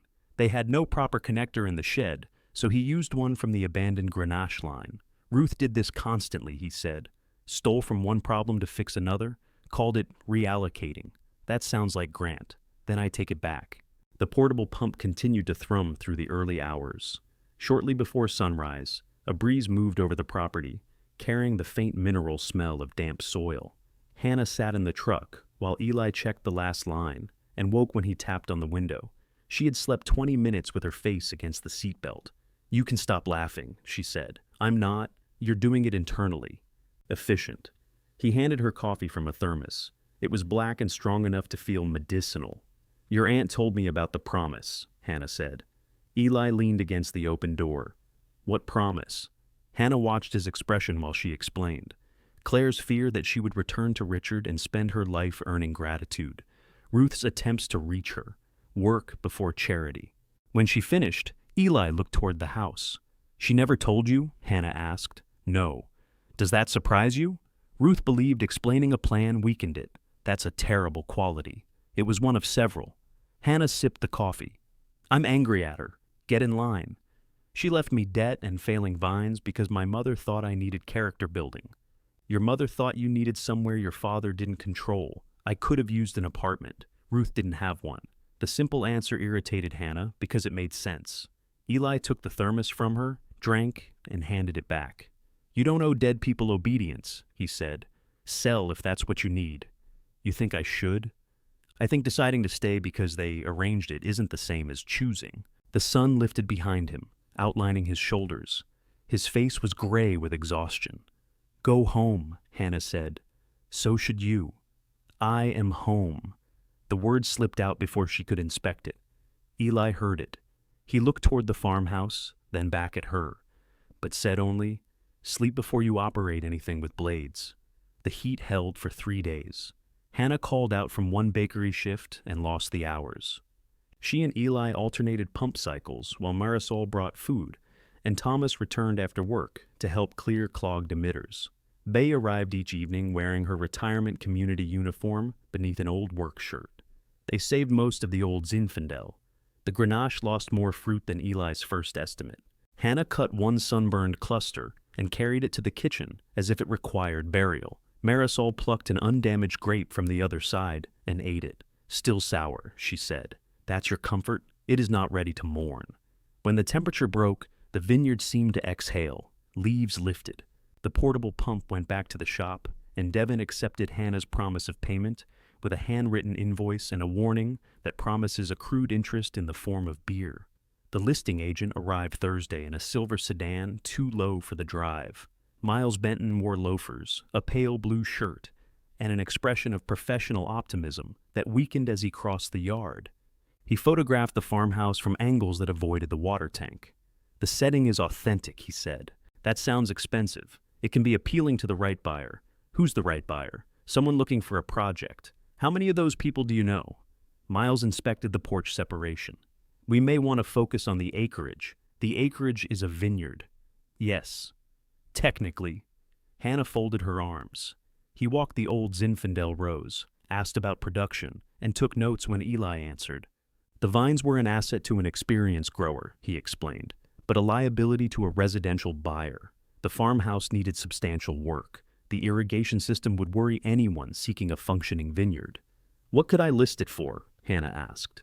Miles named a range lower than the hopeful numbers she had calculated on Maribel's couch. After closing costs and the estate obligations, she would have enough for a modest apartment deposit, a reliable used car, and perhaps several months of breathing room, not reinvention, not security. "And if I wait until after harvest?" she asked. "That depends on the harvest." Eli stood near the shed, saying nothing. Miles suggested photographs in 10 days and drove away after scraping the underside of his sedan twice. Hannah sat at Ruth's table with a calculator, the unpaid invoices, and the production numbers Eli remembered. The winery outside San Miguel offered $650 per ton, payable in 90 days. Harvest labor and transport would consume most of it. "Why would anyone grow grapes at that price?" she asked. "They wouldn't for long," Eli said. He occupied the chair across from her, repairing a clogged emitter with a piece of wire. What did Ruth do before? Sold to small wineries, roadside fruit, her own wine when she had a partner with equipment, harvest suppers. How much did the suppers make? Some years, enough to cover labor. Some years, they covered dinner. Hannah opened the notebook to the falling guest counts. Why did people stop coming? Ruth stopped inviting them. That's not an answer. She was tired, embarrassed the place looked bad. After my father died, the dinners felt wrong to her. Hannah ran a finger down Claire's ingredients. At Vale Crest, a 200-person dinner could earn more in one evening than this vineyard had made from fruit all year. It also required a staff, commercial kitchen, licenses, rentals, insurance, and guests willing to pay Vale Crest prices. Calder had a table Ruth built with Eli's father, and an oven that ran 20 degrees cold. "Could we feed 20?" Hannah asked. Eli looked up. "Why?" "Research. Into food poisoning?" "The recipe is safe. The ceiling leaks, not over the table." "Hannah, 20 people at $60 is $1,200. Food costs at 25%. Leaves $900 before labor. You don't have labor, I have me. You'll be picking grapes. Not while serving dinner. That's reassuring." She turned the notebook toward him. Ruth did it. Ruth also repaired a tractor with clothesline. Did it run? For 6 years. Hannah borrowed Lou's office after her shift and called 3 restaurant contacts she knew from Vale Crest. The first was polite and non-committal. The second said Vale Crest handled all vendor introductions through Grant now. The third, Renata Price, owned a small restaurant in Santa Isabel called Juniper Table. She remembered Hannah rescuing a wine dinner after the chef received the wrong menu. "I heard you left Vale Crest," Renata said. "News travels. Grant told me you needed personal time. Grant thinks calendars are personal." Renata laughed. Hannah described the old Zinfandel and Petite Syrah. Renata did not need wine grapes, but she bought seasonal fruit for cheese boards, reductions, and preserves. "If the Zinfandel tastes good," she said, "I could take 200 pounds a week for a month. Maybe more if my jam woman likes it." "At what price?" Renata named an amount that made Hannah sit up. "That's for clean fruit," she added, "packed in shallow flats. No mold, no crushed clusters. I can do that. Bring me samples." Hannah drove a crate to Santa Isabel 2 days later. Renata bought 50 pounds on the spot, then called that evening to confirm a weekly order. It would not save the vineyard. It would pay Devon and cover part of Thomas and Bee's harvest wages. Hannah called Miles. "Push the photographs 30 days, she said. "Is there a problem with the property?" "There's fruit on it." That was true Thursday. I noticed. She expected him to argue. Instead, he said the delay might improve the exterior and change the date. When she told Eli, he studied her across the pump housing. "So, you're harvesting. I'm selling 4 weekly orders. That's not the same thing. I'm harvesting enough to fill them. What happens to the rest?" "I'm working on it." He wiped his hands on a rag. "You know, harvesting the good sections and abandoning the rest can hurt next year. I'm selling after harvest." "Right. Stop saying it like that." "Like what?" "Like you know something I don't." He looked at her for a long moment. "I know the vines don't understand temporary." A dark SUV came up the drive before she could answer. It stopped beside her car, clean enough to reflect the rows. Grant stepped out wearing a white shirt with the sleeves rolled precisely to his elbows. He looked at the farmhouse, the pump, then at Hannah's dirt-streaked clothes. "I thought Dad was exaggerating," he said. "About which part?" Grant opened the rear door and removed a cardboard box. "I brought the rest of your things." Hannah did not move. He set it on Ruth's table in the kitchen. Her winter boots were inside, along with the earrings from the bathroom cabinet, the frame photograph from her bedroom, and the recipe cards he had claimed he could not find. Grant watched her lift them out. "I'm sorry," he said. "For finding them? For how everything happened." The apology was too broad to hold anything. Hannah returned the cards to the box. "Why are you here?" Grant glanced toward the window, where Eli was crossing the yard. "Dad knows you're planning a harvest," he said. "Vale Crest may be willing to buy your fruit." The vineyard had been invisible to her family until it began to function. Now, apparently, it had become visible from 90 miles away. Willing? Hannah repeated. Grant leaned against the kitchen counter, then seemed to reconsider after noticing the water damage. It would solve your buyer problem. I have buyers. You have a restaurant taking a few crates. How do you know that? Dad knows people. Dad calls people. Grant rubbed the back of his neck. He's trying to understand what you're doing. He could ask me. He doesn't think you'd tell him. He's right. Outside, Eli lifted 2 harvest bins from the shed and carried them toward the old Zinfandel block. He did not look at the kitchen window, which meant he was paying close attention to it. Hannah lowered her voice. What is Vale Crest offering? Grant's shoulders relaxed slightly. Business was safer ground, potentially all marketable fruit. Zinfandel and Petite Syrah, depending on samples. We'd cover transport. What price? Dad didn't authorize me to negotiate. Then you drove 90 miles to bring me a rumor. I came to bring your things, which Maribel asked for weeks ago. I found the recipe cards Thursday. You told me you couldn't find them. I couldn't then. Hannah picked up the stack. The top card held Claire's recipe for lemon cake, written in blue ink and spotted with butter. She had last seen it beneath the cottage stove. Were they hard to find in the drawer where I said they were? Grant looked away. You knew, she said. Knew what?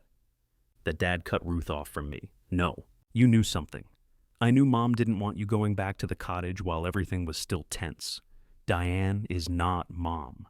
Grant's face tightened. You know what I mean. Yes, I do. For most of their adult lives, Grant had used family words as if naming a relationship settled its quality. Diane was Mom because she was his. Richard was Dad to both of them, which meant Hannah's complaints sounded like ingratitude instead of evidence. Grant moved to the table and touched one of Ruth's harvest notebooks. Dad says this place nearly broke up your parents. My parents nearly broke up my parents. He remembers it differently. He remembers everything differently when the first version makes him look bad. Grant turned toward her. You think I don't know that? The words carried enough force to stop her. He looked through the doorway to make sure they were alone. In the office that night, he said, I should have told him the booking was my fault. Yes. I thought you'd fix it. I did. I mean with Dad. Hannah stared at him. You always push back, Grant continued. He gets angry, you fight, and then you're still there the next morning doing inventory. I thought it would be the same. So you let him blame me because I'm better at surviving him? I didn't think he'd throw you out. He didn't throw me. He stood still while I left. Grant pressed his lips together. For once, no easy explanation appeared. I'm sorry, he said. For which part? He recognized his own earlier tactic in the question. For sitting there, he answered. The apology landed because it was specific. It did not repair anything. It did not need to be rejected to remain insufficient. Hannah placed the recipe cards back in the box. Send me the offer in writing, Grant nodded. I will. That isn't forgiveness, I know. And tell Dad I'm not signing Diane's statement. He knows. Tell him again. Grant left without seeing the vines. The Vale Crest proposal arrived that evening. The price was nearly twice the San Miguel Winery's offer, with half payable on delivery and the balance within 30 days. Vale Crest would supply bins, transport, and a picking advance. In return, it would receive all marketable fruit from Calder Vineyard and the unrestricted right to blend, bottle, and label it under any Vale Crest product line. Calder's name would not appear. Hannah read the proposal in Claire's room while the basil leaves moved in the open window. The money would pay harvest labor, clear the remaining invoices, repair the tractor, and leave enough to address the farmhouse plumbing. It might even allow her to return Maribel's $30 before Nelson began collections. She closed the email when Eli called from downstairs. Marisol had given Hannah the names of 27 people who used to attend Ruth's harvest suppers. 11 numbers were disconnected. 4 people declined. 3 seemed offended that Hannah had waited until after Ruth's death to invite them, though none had visited during Ruth's last year. 9 accepted. Renata promised to bring 4 friends from Santa Isabel if Hannah served Claire's stew. Lou agreed to provide bread in exchange for dinner and the right to judge the oven. That's 17, Hannah told Eli. 18 if I come. You're working. I eat while working. You're paying. Then I'm not coming. She wrote his name on the list. The supper would be held 10 days before the main harvest. Hannah priced it at $50, less than she had planned. After Marisol said Ruth's old guests would consider 60 an act of war, they scrubbed Ruth's table and borrowed 3 folding tables from Thomas. Bea found mismatched chairs at the retirement community storage building. Hannah planned the menu around what the Vineyard had: harvest stew, bread, a salad with wine grapes and walnuts, and Claire's lemon cake. At Sunnyrise, she tested the cake before Lou arrived. He tasted a corner, frowned, and took another. "Well," Hannah asked, dry. "It is not." "Then why are you arguing instead of fixing it?" She adjusted the oven temperature and added sour cream to the second batch. Lou tasted that one and grunted. "Good, sellable." From him, it was applause.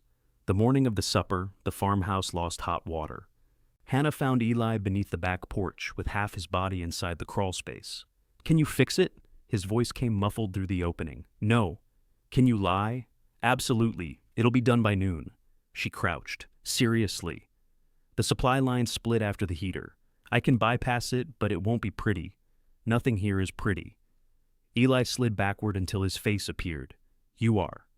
Hannah went still. He seemed equally surprised by his own sentence. Dust coated his cheek. A dead leaf clung to his hair. "That was almost charming," she said. "I hit my head under there, clearly." He disappeared beneath the porch again. The guests began arriving before sunset. They came in old trucks, compact cars, and one spotless convertible driven by a man who complained about the road before introducing himself. Several carried bottles from past Calder harvests. One woman brought a jar of figs Ruth had preserved 6 years earlier. Marisol greeted each person by name, but introduced Hannah only as Claire's daughter. Hannah told herself that was enough. The first problem came when the oven refused to relight. Lou removed his jacket, knelt with a screwdriver, and announced that no appliance should contain this many dead spiders.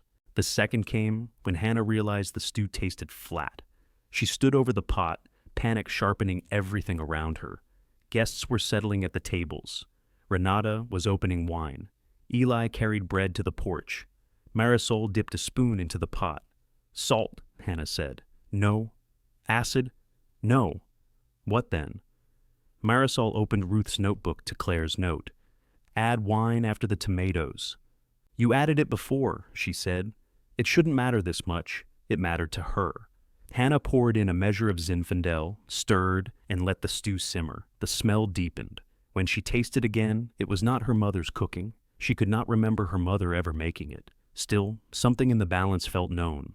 The meal began 8 minutes late. Nobody complained. Ruth's old guests told stories over one another. She had fired Thomas twice and hired him back before lunch. She once chased a grape thief into the road with a broom, then invited him to dinner when she learned he was hungry.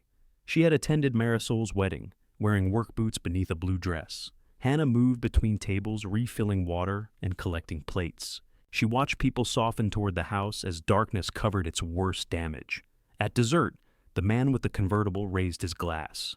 "To Ruth," he said, "who would be furious we waited for her to die before coming back." The laughter that followed was quiet. Marisol looked down at her cake. After the guests left, Hannah counted the cash and electronic payments at the kitchen table. After food, Lou's discounted bread, and rented glassware, the supper had earned $512. It was not enough to replace a pump. It was enough to pay Bea and Thomas part of their promised wages.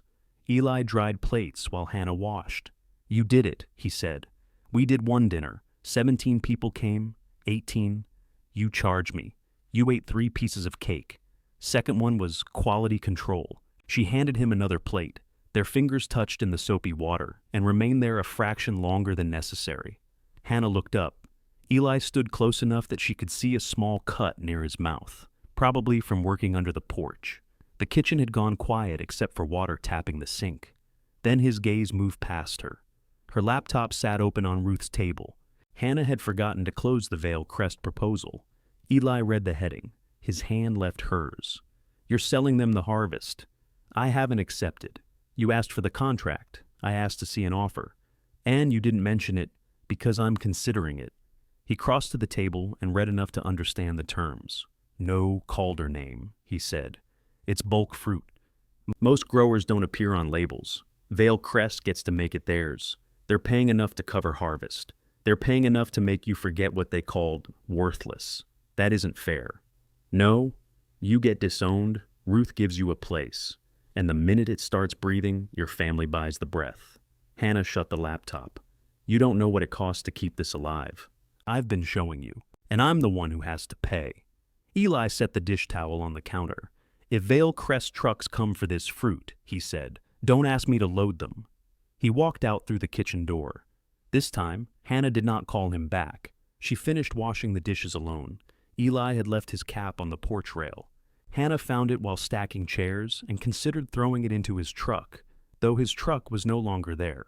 She brought it inside instead and set it on top of the closed laptop. At 1 a.m, she added the supper income to her spreadsheet.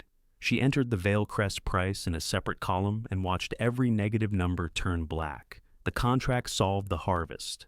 It paid the old invoices. It preserved the vines long enough for someone else to buy them. It gave her enough cash to stop sleeping between 2 houses that did not belong to her. The only thing it required was that Bellwether vanish into a Vale Crest bottle. Hannah corrected herself. Calder Vineyard. She had begun thinking of the property by the name of the town, perhaps because Calder felt like Ruth's, and she still did not know whether she was allowed to claim it. She opened the contract again. At 2:14, she drafted an acceptance email. At 2:17, she deleted it. Eli did not come the next morning. Hannah checked the irrigation alone, replaced 2 emitters, and tried to start the tractor. It produced smoke, rolled 6 feet, and died near the shed. She left it there as an accusation. Marisol arrived carrying a basket of clean napkins from the supper. Eli told you, Hannah said. He told me nothing, he left angry, then he told me by being quiet. It is a language he speaks beautifully. Hannah took the basket. Vale Crest offered almost double what the other winery offered. That is a good price. You think I should accept? Marisol began gathering wine glasses from the kitchen counter. I think you want me to say no, so the decision feels noble. I want one person to admit the money matters. The money matters. Thank you. It is not the only thing that matters. There it is. Marisol held a glass to the window, examining a water spot. Richard is not offering money because he believes in this vineyard. I know. Do you? Hannah set the basket harder than she intended. He's buying grapes, not my soul. No. He has always expected that without payment. Hannah looked away. Marisol put down the glass. If you sell him the fruit, I will still help you cook.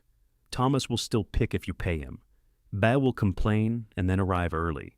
Do not make Eli the judge of whether you belong here. He thinks I'm using the vineyard to crawl back to my family. Are you? No. The answer came too fast. Marisol waited. Hannah opened the laptop and turned it toward her. Look at the numbers. I trust your numbers. Then trust that this place cannot survive on memories and stew. I do. Ruth didn't. Ruth understood money. She simply spent it on what she loved and then became offended when it was gone. That was so precise Hannah could almost see the woman she had never met. Marisol stacked the glasses. Your father's price may be fair, she said. The question is why being bought by him feels so much like being invited home. Hannah shut the laptop. Richard arrived that afternoon. He drove himself in a black sedan and parked where the cleared drive met the yard. He wore a light gray jacket despite the heat. For a moment, watching him step out, Hannah saw the man who used to come home from tastings smelling of oak and peppermint, who taught her to sharpen kitchen knives and cried openly at Claire's funeral. Then he looked at the farmhouse with open distaste. You've done more than I expected, he said. Hannah leaned against the porch post. Hello to you, too. His gaze moved over the cleaned yard, the stacked harvest bins, and the table still folded beneath the porch roof. Grant said you held an event. A supper. Were you insured? There he is. I'm asking because this is an agricultural property with obvious hazards. You didn't drive here to discuss insurance. Richard removed his sunglasses. His face looked older away from Vale Crest's gentle lighting. No, he said. I came because you haven't answered the offer. I'm considering it. Harvest begins next week. We need an answer. You need one? Our production team does. Does your production team know where the fruit comes from? They know the specifications. Do they know the vineyard? Source vineyards are not generally relevant to a blend. Then why do you want this one? Richard glanced toward the Zinfandel rose. Grant brought samples. The fruit has character. Hannah laughed softly. 3 months ago, This was a worthless patch of dirt. I said the land was failing. I did not say every grape was bad. You also said Ruth handed me an expensive obligation. She did, but you're willing to profit from it. His mouth tightened. This is exactly what I mean. We offer a fair contract, and you turn it into a referendum on your childhood. My childhood isn't here. That's the problem.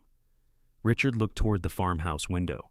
Claire's old room faced the yard, basil green on its sill. She romanticized this place, he said. Mom? She came here because Ruth encouraged her to treat a difficult period in our marriage as proof she had chosen the wrong life. What was the difficult period? That is between your mother and me. She's dead, Dad. Privacy shouldn't be easier than honesty. He walked a few paces toward the rose. Dust gathered on his polished shoes. We were building a life, he said. I had put everything into the first parcel for Vale Crest. Your mother wanted culinary school in San Francisco. We could not afford both. So she was supposed to give up hers. We were married. Choices had to be made. By who? She left without telling me where she was. For 4 months. I know how long. He said it with enough pain that Hannah stopped pressing. Richard looked down the nearest row. When she came home, we started again. Then she kept returning here every time she doubted us. Ruth made sure the door stayed open. Maybe Mom needed an open door. Do you have any idea what it is to love someone who keeps one hand on the handle? Hannah thought of Eli's cap on the laptop, Maribel's couch, the cottage keypad blinking red. No, she said. I know what it is to love someone who locks it. Richard flinched. Hannah stepped off the porch. You didn't disown me because I was disloyal, she said. You disowned me because I stopped making Grant's failures invisible. This is not about Grant. It was the night you threw me out. I did not throw you out. You changed my code. You were angry and behaving irrationally. I packed 2 bags. You wanted me to chase you. The certainty in his voice stunned her. I wanted you to choose me before I left. Richard looked away. The vineyard stretched behind him, damaged and uneven. Shade cloth covered Hannah's mistake. New hose lay beside old pipe. Nothing about the place could pretend it had not needed repair. I am offering you a way back, he said. You're offering to buy grapes, and an opportunity to resolve this. Accept responsibility for the event. Let Vale Crest stabilize this property through the harvest, and come home. We can discuss a role suited to your strengths. Under Grant. Within the company. In the cottage, if that's what you want. Hannah felt the old longing rise with humiliating speed. Her own bed, her mother's bowl, a salary. Richard at Sunday dinner, complaining about mushrooms. The chance to step back into the shape cut for her and call the pressure belonging. What will the label say, she asked. He exhaled. We've discussed this. Vale Crest. Yes. Not Calder. No, not Ruth. Consumers do not need a family history for every component in a blend. But I need to sign a confession for mine. Richard's patience broke. You are throwing away your last chance to come home because a woman you never met left you a failing vineyard. No, Hannah's voice stayed quiet. I'm refusing to disappear so you can use what I saved. You have been here 6 weeks. And you're playing at hardship because it lets you punish us. Hannah looked at his clean jacket, then at the dirt packed beneath her nails. This isn't about punishing you. It always is. That may be the only way you can imagine me having a life you didn't approve. She held out her hand. The contract. Richard stared at her. I know you brought a copy. He took an envelope from inside his jacket and gave it to her. Hannah opened it, removed the contract, and tore it once down the center. The paper resisted enough that she had to pull harder. She tore both halves again and handed the pieces back. I'm not selling Vale Crest the harvest. Richard's face emptied. Then I can't help you. I know. He put on his sunglasses. When this fails, do not say we abandoned you. You abandoned me before it had a chance to fail. He walked to his car, stopped, and turned. Your mother came home, he said. In the end, she chose us. Hannah looked up at Claire's window. She should have been allowed to choose more than once. Richard left without answering. The San Miguel winery accepted 7 tons at its original low price. Renata agreed to increase her weekly order if Hannah delivered sorted fruit. 2 guests from the supper reserved 40 pounds each for preserves. Lou put a handwritten sign beside the bakery register, advertising Calder's Zinfandel boxes and a second harvest supper. It still was not enough. Hannah postponed the plumbing repair, canceled the listing photographs again, and offered Thomas and B.A. partial wages on each picking day, with the balance after the winery paid. Both accepted. She called Eli from Ruth's kitchen. He answered with the repair shop roaring behind him. "I refused Vale Crest," she said. Silence. "I'm not telling you because I want credit. Then why are you telling me?" "Because I have 7 tons sold, about 600 pounds in direct orders, and no way to pick it all without you. You're asking me to come back." "Yes, you could have lied better. I tried that with myself. It was expensive." The machinery behind him stopped. "I shouldn't have said your family bought the breath," he said. "You were trying to pay people. I should have told you." "Yes. I didn't want you to make the decision harder." "No. You didn't want me to see that it was hard." Hannah leaned against the table. "Will you help?" "What are you paying?" "Not enough." "When?" "Part now. Rest when San Miguel pays." "That's a bad contract." "I learned from experts." He was quiet long enough that she prepared for no. "Picking starts at 4:30 Tuesday," he said. "The Zinfandel near the south fence first." Relief loosened something in her chest. "Thank you." "And Hannah?" "Yes?" "If you touch a vine without asking me, I'm charging double." At 4:15 Tuesday morning, lanterns burned along the first row. Thomas arrived with gloves tucked into his back pocket. Bea brought coffee and complained that dawn was occurring too early. Marisol set breakfast on Ruth's table. Hannah stood beside the empty bins as the sky began to pale. Eli came down the row, wearing his faded cap. He handed her a pair of pruning shears. "These cut fruit," he said. "Nothing else." Then the vineyard's first real harvest in years began. Hannah cut through the stem and lowered the first cluster into the bin. The grapes were cooler than the morning air, their purple skins filmed with pale bloom. She had handled thousands of finished bottles at Vale Crest. She had never considered the quiet weight of the fruit before it became something people displayed on a table. "Don't admire every cluster," Bea said from the next vine. "We'll be here at Christmas. I'm checking quality. You're having a relationship." Hannah placed the cluster carefully. This from the woman who talks to her shears. They listen. Eli worked across the row, moving faster without appearing hurried. Cut, lift, inspect, place. He removed moldy berries with 2 fingers and left underripe clusters on the vine. When Hannah reached for a crowded bunch, her shears closed around a green shoot.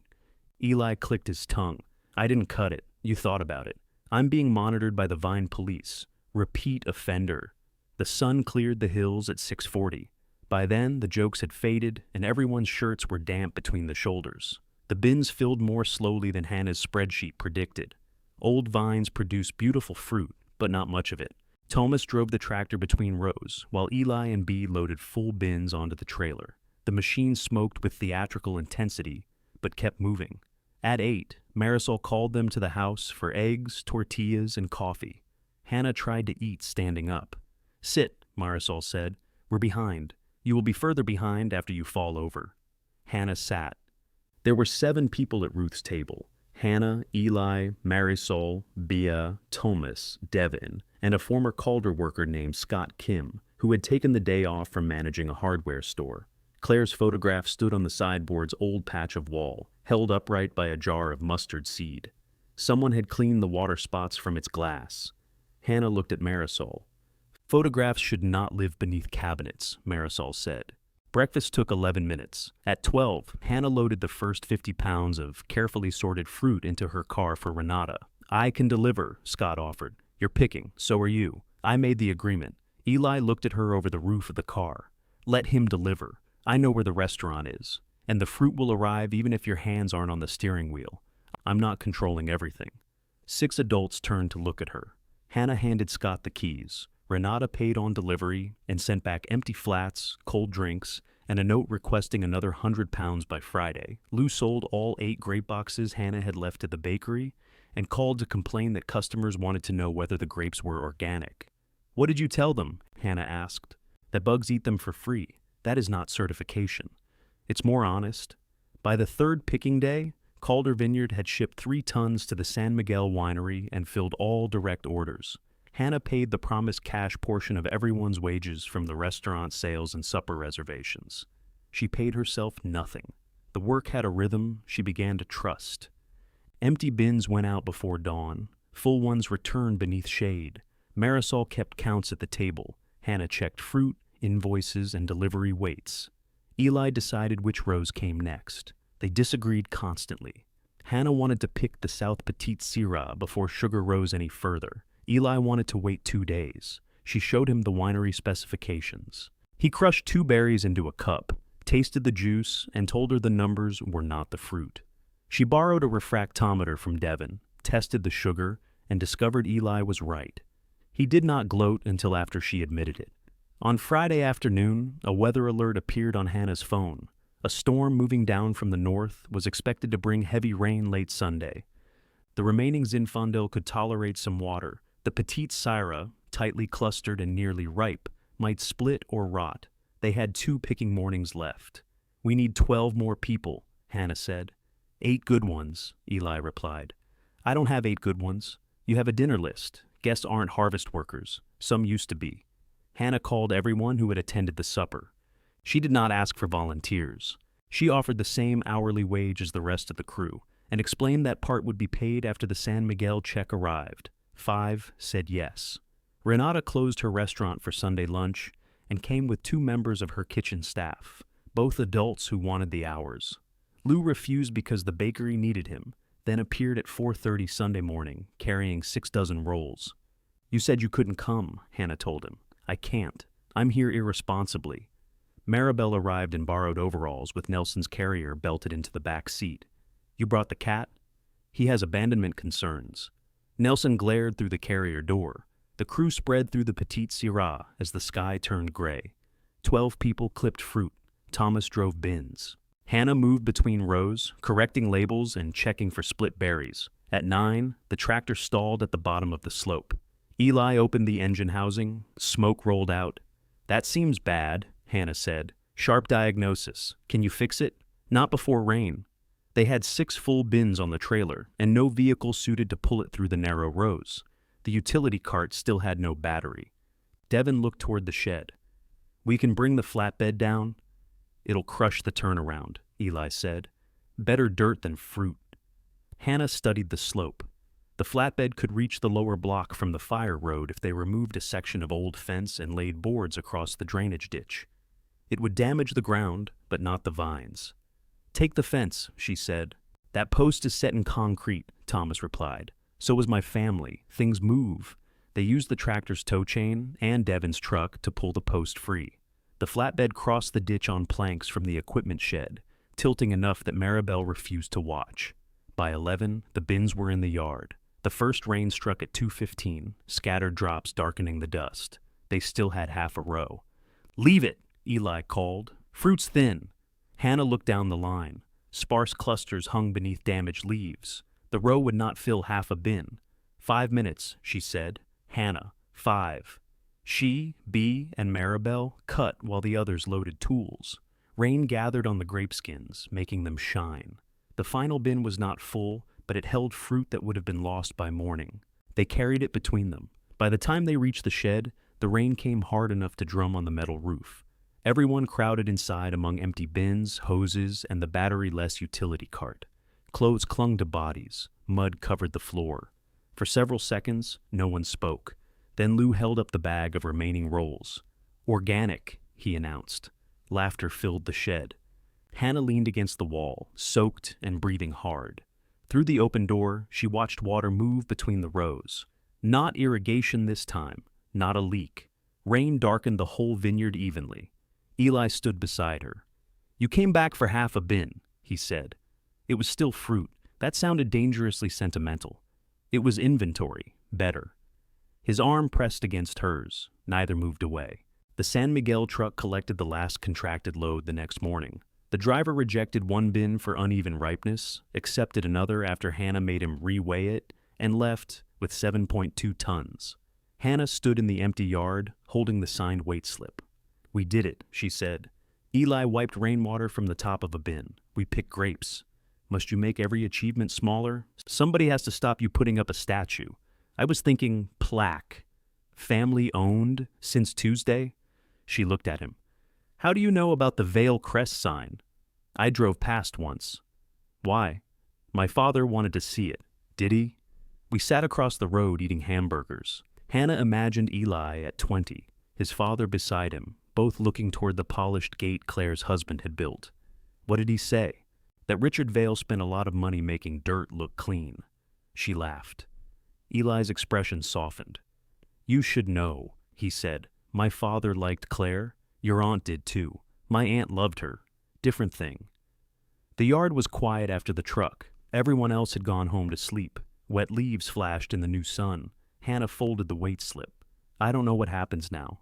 The same thing that happened yesterday. Something breaks. I'm serious. So am I. Miles wants to take listing photographs next week. Eli looked toward the house. Are you going to let him? I don't know. He nodded, though disappointment moved across his face before he hid it. You said I didn't owe dead people obedience? Hannah reminded him. You don't. What about living people? Worse idea. Then why do I feel like I'm asking your permission? Eli set down the rag. Because you're good at turning wanting something into a debt. The accuracy of it annoyed her. What do I want? You tell me. Hannah looked over the vineyard. Harvest had stripped some rows nearly bare. Others still carried fruit left for birds, or because it had not been worth cutting. The place looked used, not neglected. I want to know if I can make it work, she said. That isn't the same as wanting to stay. I want both. There it was. She expected fear to follow. Instead, the words settled into the yard as naturally as rainwater. Eli stepped closer. Then stop asking people who left whether you're allowed, he said. Hannah kissed him before she could convert the moment into an argument. His surprise lasted only a second. His hand touched the side of her neck, warm and cautious, then pulled her closer. He tasted like coffee and rain. When they separated, Hannah's forehead rested against his. You're still charging double if I touch the vines? She asked. Triple now. That seems unprofessional. You kissed management. Whose management? They looked toward the dead tractor. Not us, he said. The final harvest supper grew from the first one's 17 guests to 38 reservations. Hannah capped the number because the tables would hold no more and the kitchen could not survive ambition. She paid Lou for the bread instead of accepting another favor. She paid Marisol for cooking, though Marisol argued for 20 minutes before taking the money. Thomas, Bea, Scott, Devin, and everyone else who had worked harvest received the balance Hannah owed them as soon as Renata's final payment cleared. The San Miguel money would take months, but nobody left Calder waiting on a promise she could already keep. Hannah repaired the porch enough to make it safe, not beautiful. Maribel strung lights along the roof. Eli straightened two of the leaning trellis posts nearest the house, then stopped when Hannah accused him of staging the vineyard for company. Claire's photograph hung in the kitchen. Ruth's harvest counts remained open beside it. On the evening of the supper, cars filled the cleared drive. Former workers sat beside restaurant owners. Old roadside customers brought jars, wine, and stories.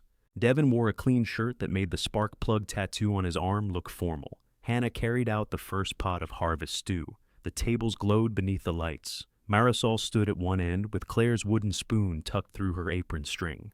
Eli poured wine from one of the last surviving Calder bottles. For the first time, Hannah did not move immediately to solve the next problem. She stood on the porch and let herself see what had gathered. Then headlights swept across the yard. A dark SUV rolled slowly up the drive and stopped beyond the last row of parked cars. Grant stepped out alone. Hannah met him before he reached the porch. Grant had changed from his white shirt into a dark sweater and jeans, an outfit selected to appear informal without encountering actual dirt. You're late, she said. I wasn't invited. Then you're extremely early for something else. He looked past her at the tables. Dinner had begun. Marisol was ladling stew, while Lou cut bread at a speed suggesting personal competition. Laughter rose beneath the string lights. Grant lowered his voice. Diane sent me. I assumed this wasn't social. She's putting together Vale Crest's winter campaign. After the magazine piece, the event Grant forgot made a magazine. He accepted the hit. The photographer got good images. I'm sure he did. The south patio was available. Hannah, what does Diane want? Grant looked toward the farmhouse. This location. Hannah waited. She thinks there's an opportunity to present both properties together. Vale Crest and Calder. Two expressions of family tradition. The language was so thoroughly Diane that Hannah could hear her stepmother saying it over a conference table. What family tradition? Wine? Calder doesn't make wine. Heritage then? Agriculture. Restoration. Restoration by who? You would be featured. Doing what? Working, hosting. Whatever feels natural. While a camera crew feels natural around me, they'd pay a location fee. Of course. Grant pushed his hands into his pockets. It could bring attention to the suppers, help sell your fruit next season. And what does Vale Crest get?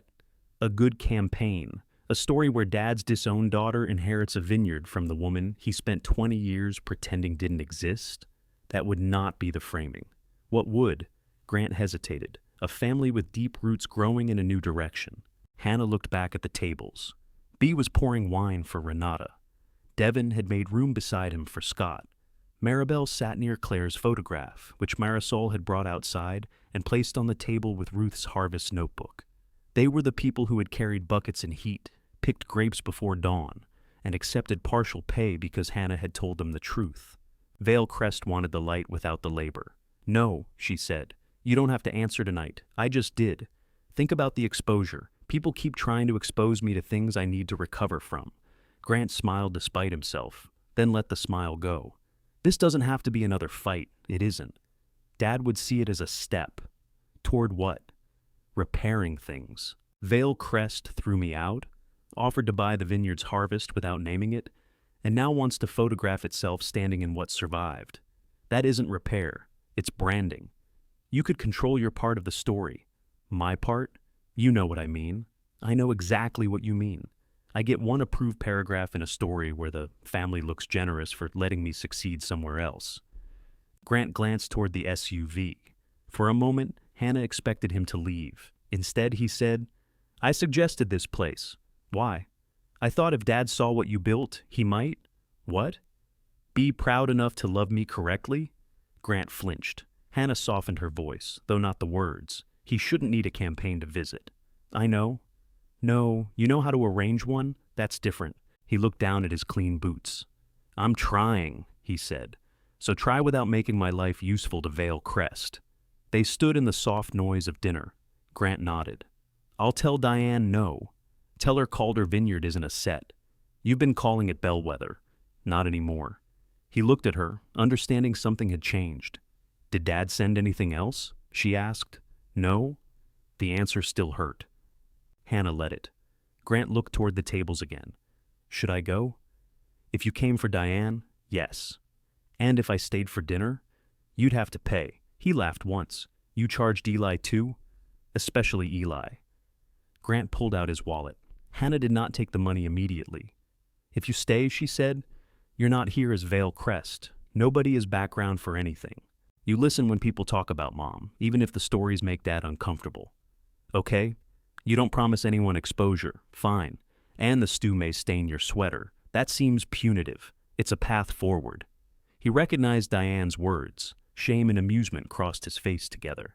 Grant handed Hannah $50. Marisol seated him between Thomas and the man with the convertible, both of whom remembered Claire, and neither of whom cared who Grant's father was.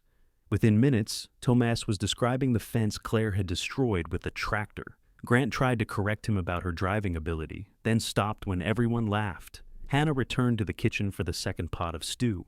Eli followed her in. You okay? He asked. Yes, that was quick. He wanted the vineyard for a campaign. Eli took the pot from the stove. We could have charged triple. I said no, then quadruple. He stayed for dinner. Eli glanced through the window. Should I hide the silver? We don't have silver. Ruth did once. Second husband took it.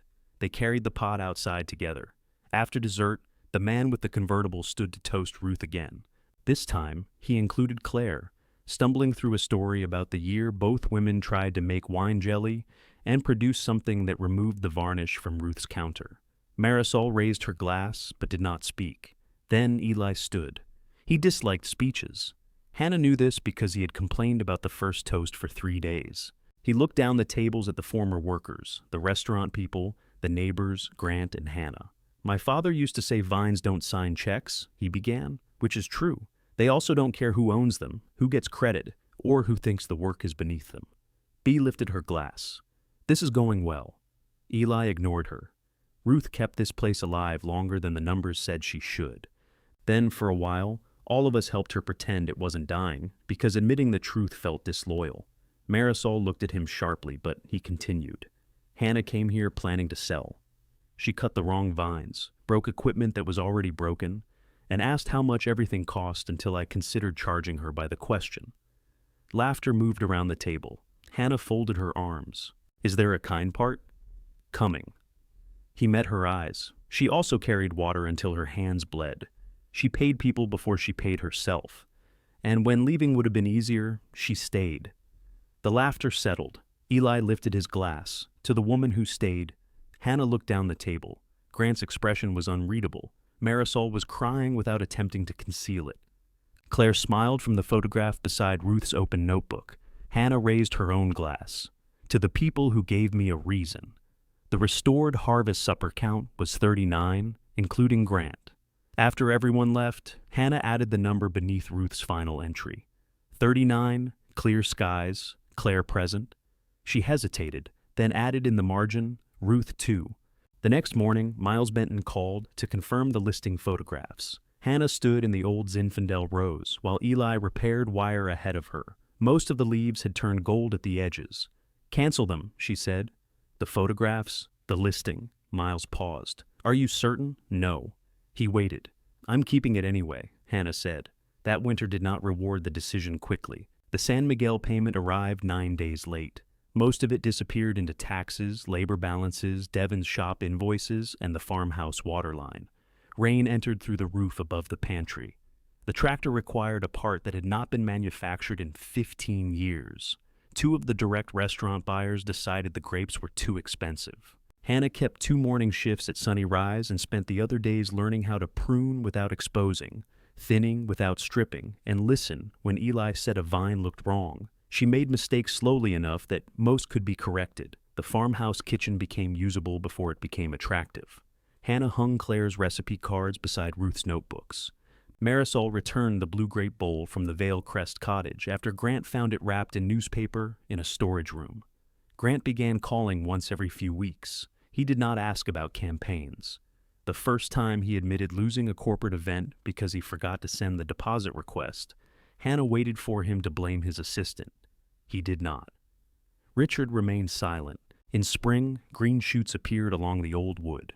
Hannah walked the rows at sunrise, touching leaves still cool with dew. Some of the damaged grenache had survived, not all. Eli made her replace the dead vines herself. Punishment, she asked. Education. You enjoy both. Efficient. Their relationship grew in the spaces work allowed. He kept clothes in Claire's old room before admitting he stayed there most nights. Hannah learned he sang badly while repairing engines and became quiet on the anniversary of his father's death. He learned not to fix things merely because she complained about them, and she learned to ask without making needs sound like an invoice. The second season was still small, but it functioned.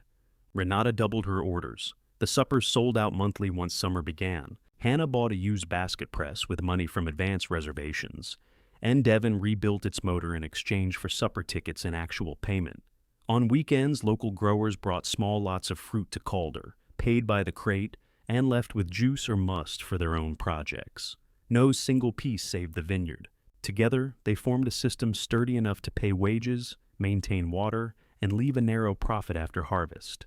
When people came asking for a favor because they had heard Ruth once helped anyone with nowhere to go, Hannah did not hand out money she could not afford. She offered shifts. A restaurant worker between apartments sorted fruit for 2 weeks and slept in the dry room above the kitchen. A former vineyard hand, recovering from a divorce, repaired trellis wire for full-day wages and ate at Ruth's table. Help was recorded, paid, and never mentioned later as a debt. The first meal remained free. By the following harvest, the farmhouse porch sat level. Several trellis posts still leaned, but only the ones Eli claimed possessed character. Richard returned on a Thursday afternoon, while Hannah was setting tables for a supper. He came alone. His sedan stopped beside the rows. He stepped out without a jacket and stood for a moment looking toward the shed, where the press hummed. He appeared uncertain in a way Hannah had never seen at Vale Crest. She continued placing plates. I wasn't sure you'd let me in, he said. The gate is open. That isn't what I meant. Hannah set down another plate. I know. Richard walked onto the porch. Claire's photograph was visible through the kitchen window. Grant says you're doing well. We're paying our bills. He says the suppers sell out.